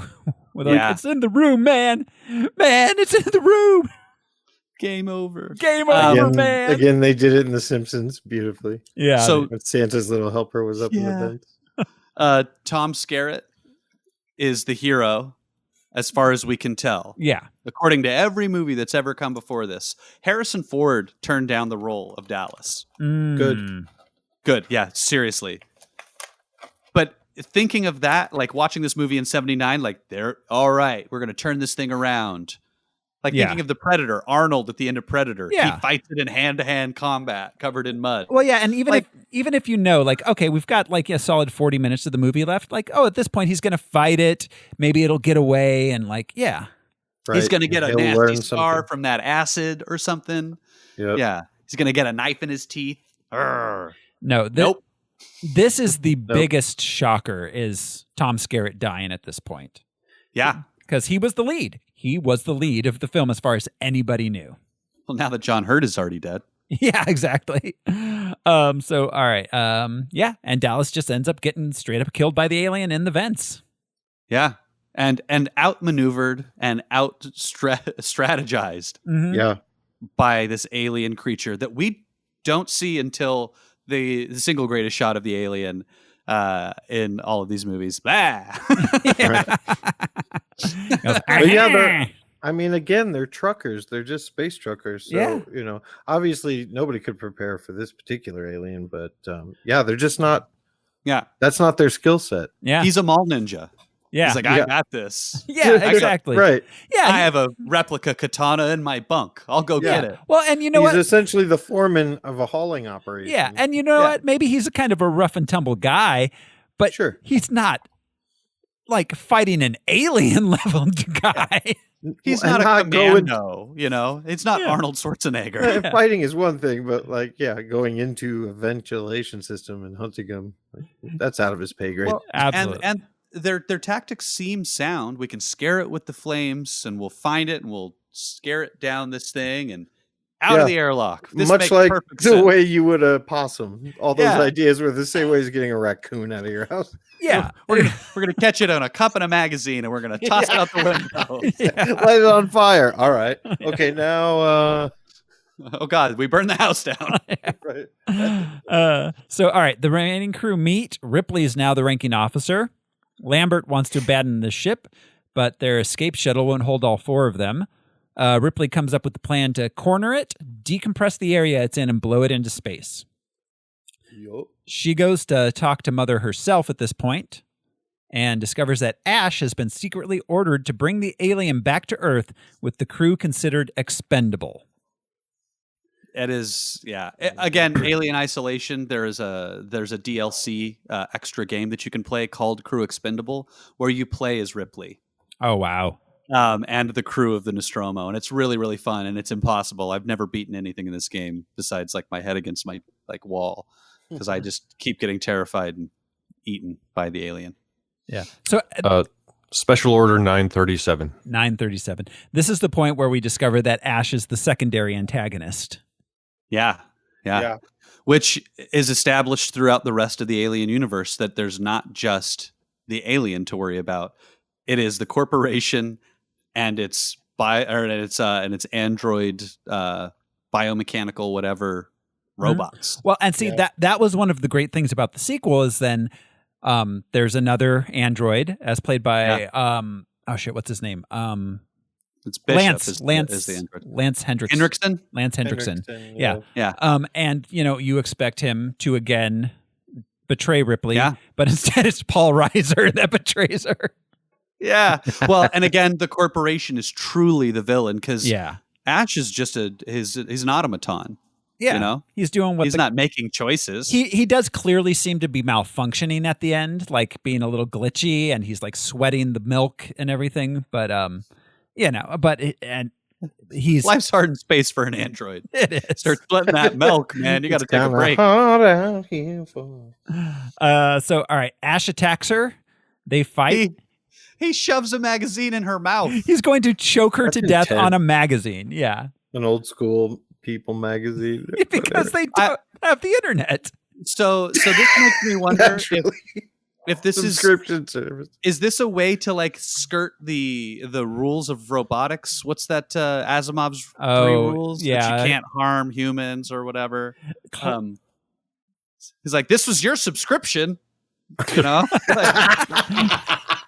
Absorb the information, the infotainment. Because I mean, he could have very easily just like broken her neck or like depressurized the room that Mother is in. He could have done any number of things to kill her. Knew that was disturbing. Yeah, you hadn't seen it before, Yeah, and you're like, holy fuck, that's a terrible way to go. It really is. Yeah. So all right. She's saved by Parker and Lambert. In the process, Parker knocks Ash's head off. And we discover with he's a an fire android. Extinguisher, right? Yeah. He just like brute force. It's just like it's a robot. Jesus. I don't think we mentioned this earlier. Ripley and Dallas have a conversation at one point where she asks him, do you trust him? He goes, I mean, I don't know. It's not my job to do whatever. He goes, have you served with him before? Because I served with the same science officer for 5 trips. And then the last day before we sent out, the company sent Ash to be our science officer. Mm-hmm. So the company was aware of this distress signal probably all along, which is an interesting thing. Like it's probably not a coincidence that he got sent. So they knew they were going to be stopped. So the company probably knew they were going to be stopping them for the signal on the way back. Yeah, from the which is get-go. why he makes a very strong argument from the very beginning and says, mother is calling you. Mhm. There's a lot of things, and we'll not that we'll get there in the podcast, but like you see these things in the prequel movies, Prometheus and Covenant, that the company is very aware throughout that there are aliens that exist in the universe. Yeah. Well, so that's a big question too, is like, that was one of my unanswered questions. Sticking to just this movie, it was an unanswered question for me, is how aware is humanity of alien species? I think that maybe somewhat, which goes back to the point of that's why these blue collar guys didn't really, they had no business responding to a distress signal. Yeah, and they didn't seem flabbergasted by the spaceship. They weren't like, oh my God. They were like, oh, this is an interesting thing. So I could believe that contact with some ETs has happened. With something. And nothing like this. Again, it's not in this movie, but Alien and Aliens kind of, they're a very small universe compared to all those other alien properties. There's the mention of, what is this, another bug hunt? Mm-hmm. So they may have encountered lesser beings that aren't like as conscious or as aware as us or as the alien even. Yeah, exactly. That's more, more on the level of, kind of probably Starship Troopers level kind of stuff. Yeah, space cockroaches are not the alien. Yeah, exactly. This is designed for killing. Yeah. So they reactivate Ian Holmes' head and talk to him for a bit. Just enough to be able to play it like an old Nintendo or something. This movie, there are a couple of things that don't hold up like the rest. And the moment where the head gets knocked off and he's going like, bah, bah, bah, bah, making sounds. But man, his head, the moment that he starts talking, I love the way that they were able to like edit this into a sequence that makes sense. Yeah, absolutely.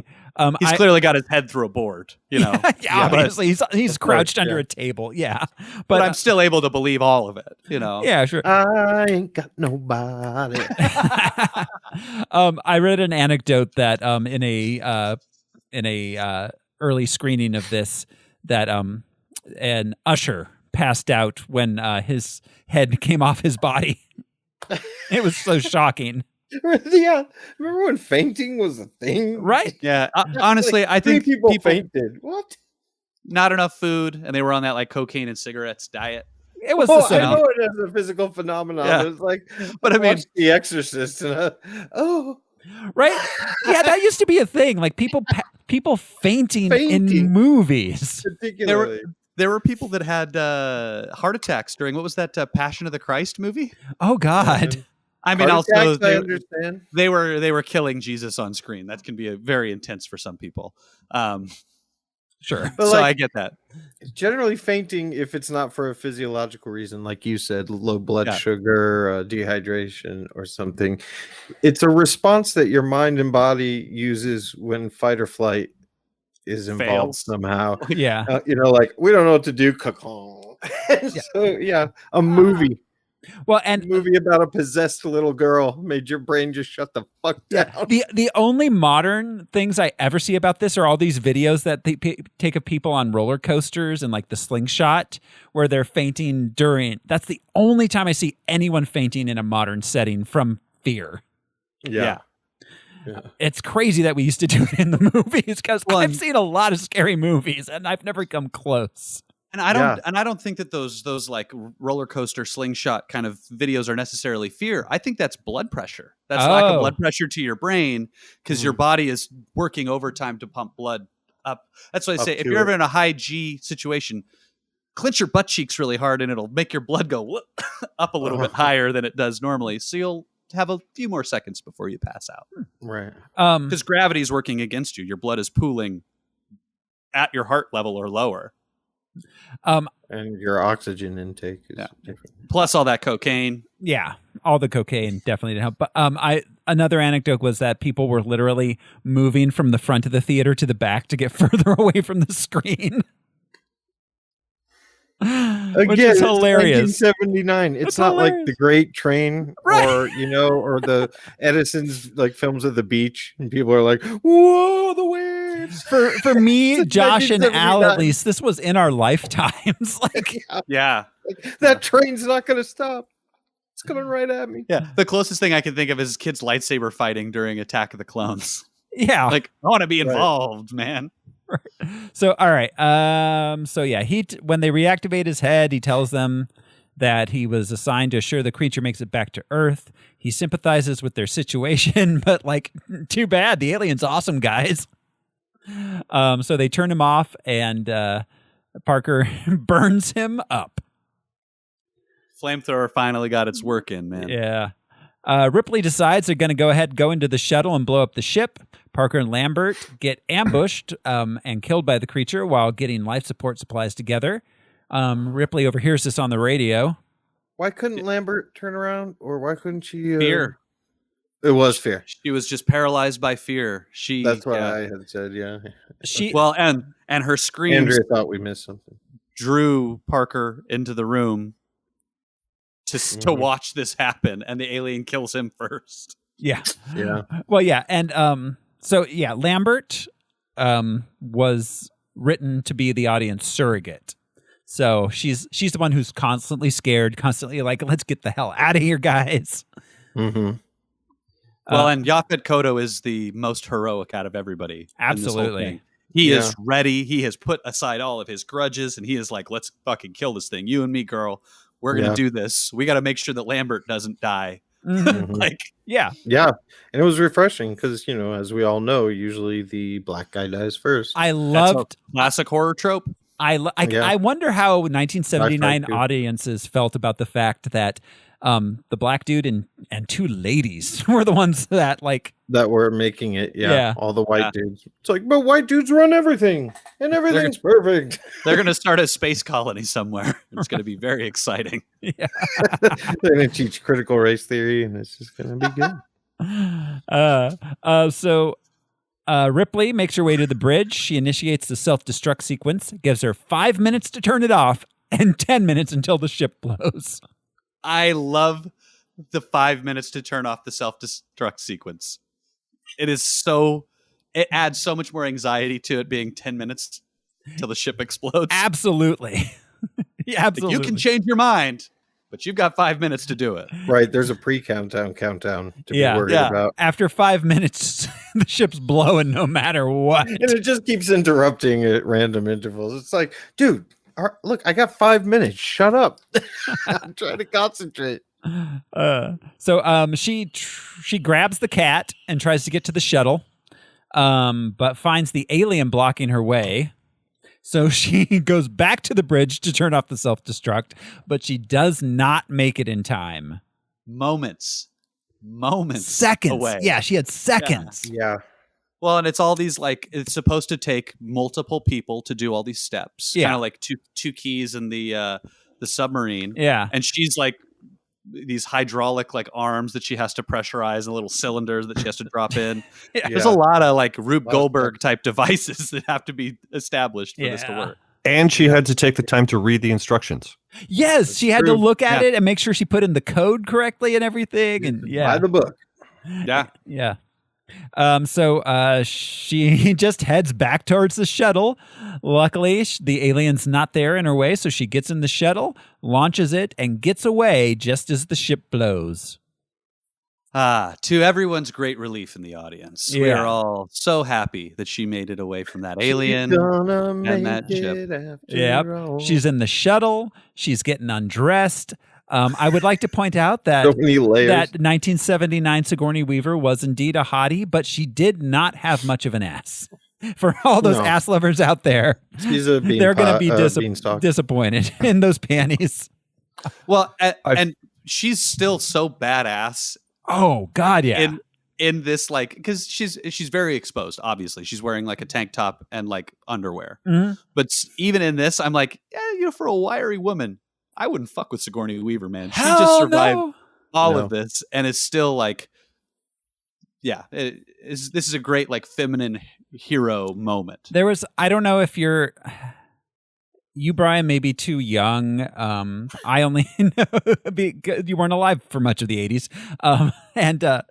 But I remember it was when Aliens came out, she was referred to as Rambolina a lot. That's the curly hair, man. Really? Like I remember berm. Gene Shalit specifically saying that. I remember reading it in newspaper reviews of Aliens. Rambolina. In a celebrity deathmatch type sort of way, I think the only one that could take on Ripley is Sarah Connor. Yeah. I still put my money on Ripley. My two. I didn't mean she would win, but you know what I mean? Matching up. Yeah. There are so many great female antagonists from horror movies we love, but yeah, Sarah Connor and Ripley. As far as like survivability, in my mind, the two greatest protagonists of all time are Ellen Ripley and Indiana Jones. Nothing can kill these people. That is true. Nothing. Laurie Strode. I told she's about to drop in another Halloween movie. Laurie Strode in this, which I would like to point out, this is a sequel to the second sequel to the sequel of the first Halloween. Yes. I know. It's weird because H2O is one of my favorite. Yeah, but it doesn't exist in the new timeline. No, because that Laurie did not become this Laurie. No, not at all. Well, she was like the dean of students at a college.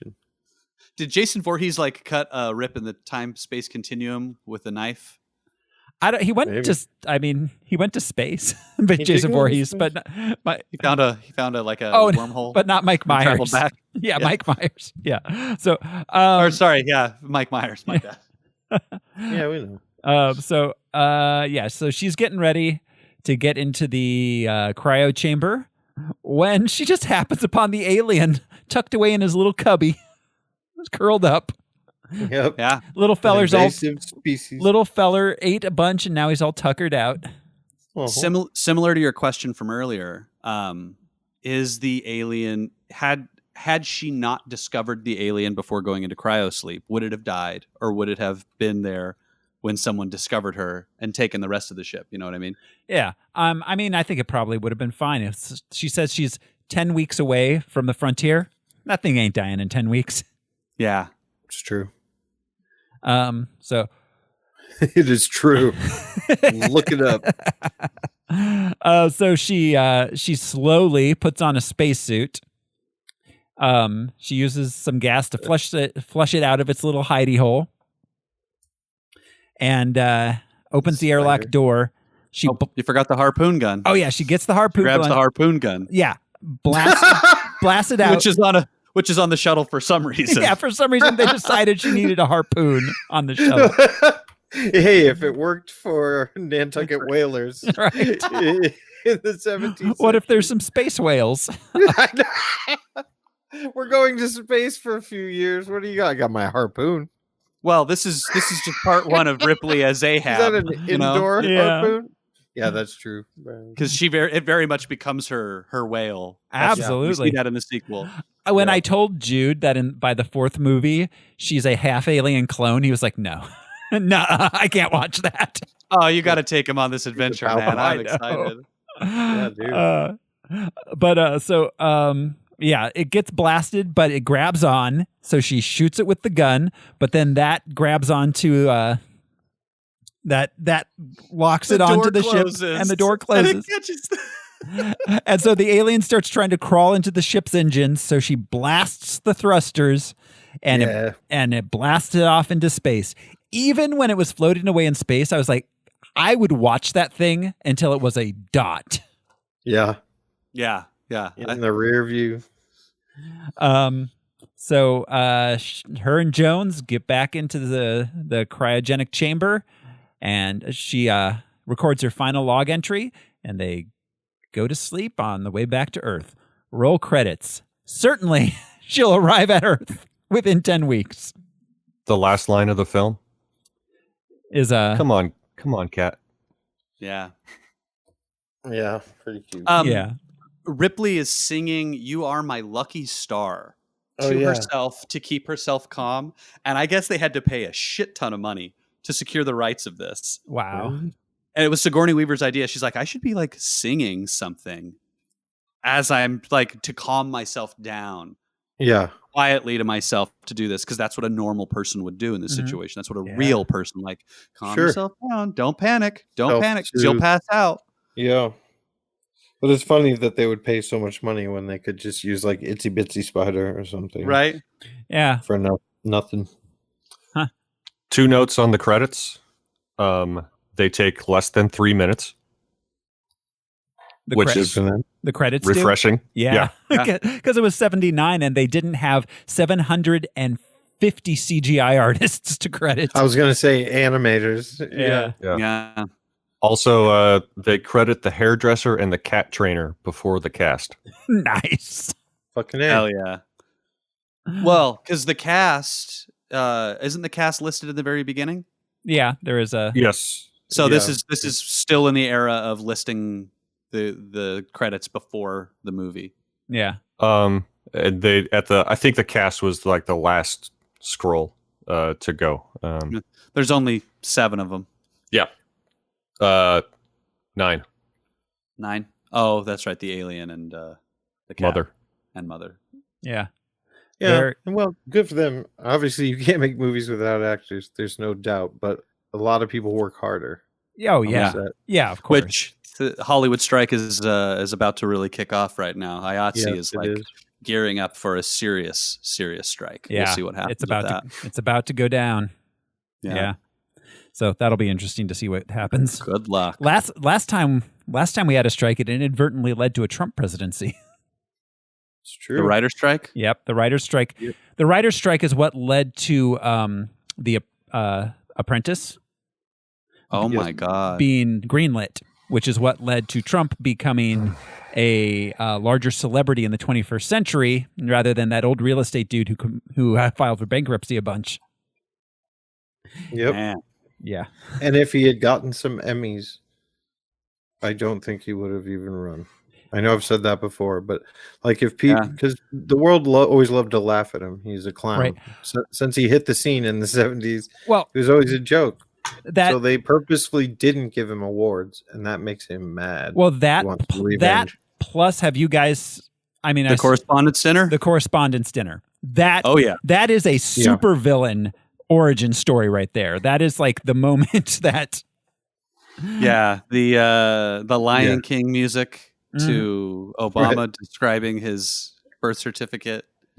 Yeah. Ooh. Yeah, well, calling him and out just by name. calling out Trump by name, and Trump sitting there just glaring. And then Mhm. not having the dinner. During Yeah, his he tenure. and he never went again. Yeah. Nope. Never went again. He didn't have The a king- correspondence dinner. Like that is the moment where he decided he was going to fuck up the entire world because of this. Yeah. The king who did not appreciate gestures at Mhm. all. Off with their head. Yeah. So, anyways, Alien. Pretty good movie. Yeah. One of my favorites, man. Definitely top 5 for me. All around film. I love this movie. It's a damn good movie. Damn good movie. So I have a newly spare room in the house, and I set the projector up, so I watched it pretty large. Oh wow. Like a small movie theater screen. Nice. And it was great. Yeah, I bet. it's awesome. That's awesome. I have a few minor unanswered questions. Why were the facehuggers on the alien ship to begin with? Did they find them and were they bringing them back somewhere? Like, That's a question that's not answered yet. yeah. If Ridley Scott makes a third one in his prequel trilogy, like he's planning on, we may get an answer. But we are slowly having the origins of the alien itself revealed. It is not a naturally occurring creature. Genetically engineered? It is, yeah. So the space jockey engineers literally they play with biological life and are the creators of life on the Earth and throughout the universe.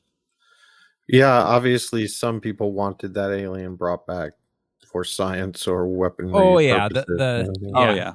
I'm absolutely That's certain the that the central plot. corporation planned on making them into some sort of like super soldier weapon type thing. Right, Yeah. which is why they installed Ian Holmes' character Yeah. at the last minute. The ending of Alien Covenant, it is revealed that the company knows that there is a creature that exists, and there are in embryonic form. But this Right. is before the ship crashes on LV-426, which is the planet that we go to in Alien. Maybe the whole mission was contrived, You know Yeah. what I mean? You're like, these guys are expendable. They're just Yeah. haulers. Yeah. No one will miss them. And Right. it's true. It's true. When we see them in Aliens. We're not going to send a ship just to extract some eggs. Right. Like, Well, let's and just have these guys spoilers, do it. Ripley doesn't get back to Earth for 56 years. Yeah. So, Jesus Christ. yeah. Yeah. She's in cryogenic sleep for 56 years. Which, and again, Alien Isolation, the video game, is about her daughter trying to get answers. Her daughter is the only person that is aware of this and tries to follow up, which is really interesting. She gets a job for Weyland-Yutani and sort of hops around the galaxy trying to figure out where she was last. Oh. That's interesting. It's a great story. Even if you watch YouTube videos on people playing it through, it is canon and it fits really well into the universe. Oh, cool. With some Joe? great reveals. I don't know. One other question I have. Do you think the alien died in space? Or did it just float around until it happened upon like a ship or a meteor? Like, it was fine outside of the ship. Like, it was okay. It wasn't exploding. It wasn't seeming like it was running out of breath. It was just Right. kind of hanging out in Freezing. space. So, again, I fucking love Alien, and I think about this movie universe way too much. I have a theory that the alien does not need to eat people to live. I think that it can process anything to create cellular stuff. So by being exposed to atmosphere, it stays alive, and anytime that it's not able to have atmosphere or whatever, it goes into like a stasis. And and the moment it's like a bug that when it dries out and you give it a little bit of water and all of a sudden the bug comes back to life, you're like, oh shit, Yeah. how'd that happen? That was kind of the idea behind it. It's not clearly stated anywhere, but my theory is that like you give it a little bit of atmosphere and bam, it's magic, it's happening. Yeah, I was thinking it might just be floating around out there until it hits something eventually, which, space is big. It could be decades, centuries, who knows, but Yeah. I read the novelization way back. I don't remember it much, but I looked up a couple of notes on it. Somebody mentioned the scene was in the novelization, and it was like an unused scene from the movie. Like they shot it, but it didn't fit. Where when they are looking for the creature before Brett gets it, they find a bunch of like canned goods that have been consumed. huh. Yeah. So it was eating something. Beefaroni. Yeah, exactly. Yeah. In the deleted scenes, so I mentioned this a little bit earlier, the deleted scenes that made it into the director's cut, you see, because we see Brett killed. His face is destroyed by the secondary mandible thing inside the alien's mouth. But we don't see Dallas or Lambert killed. They are both off-screen deaths.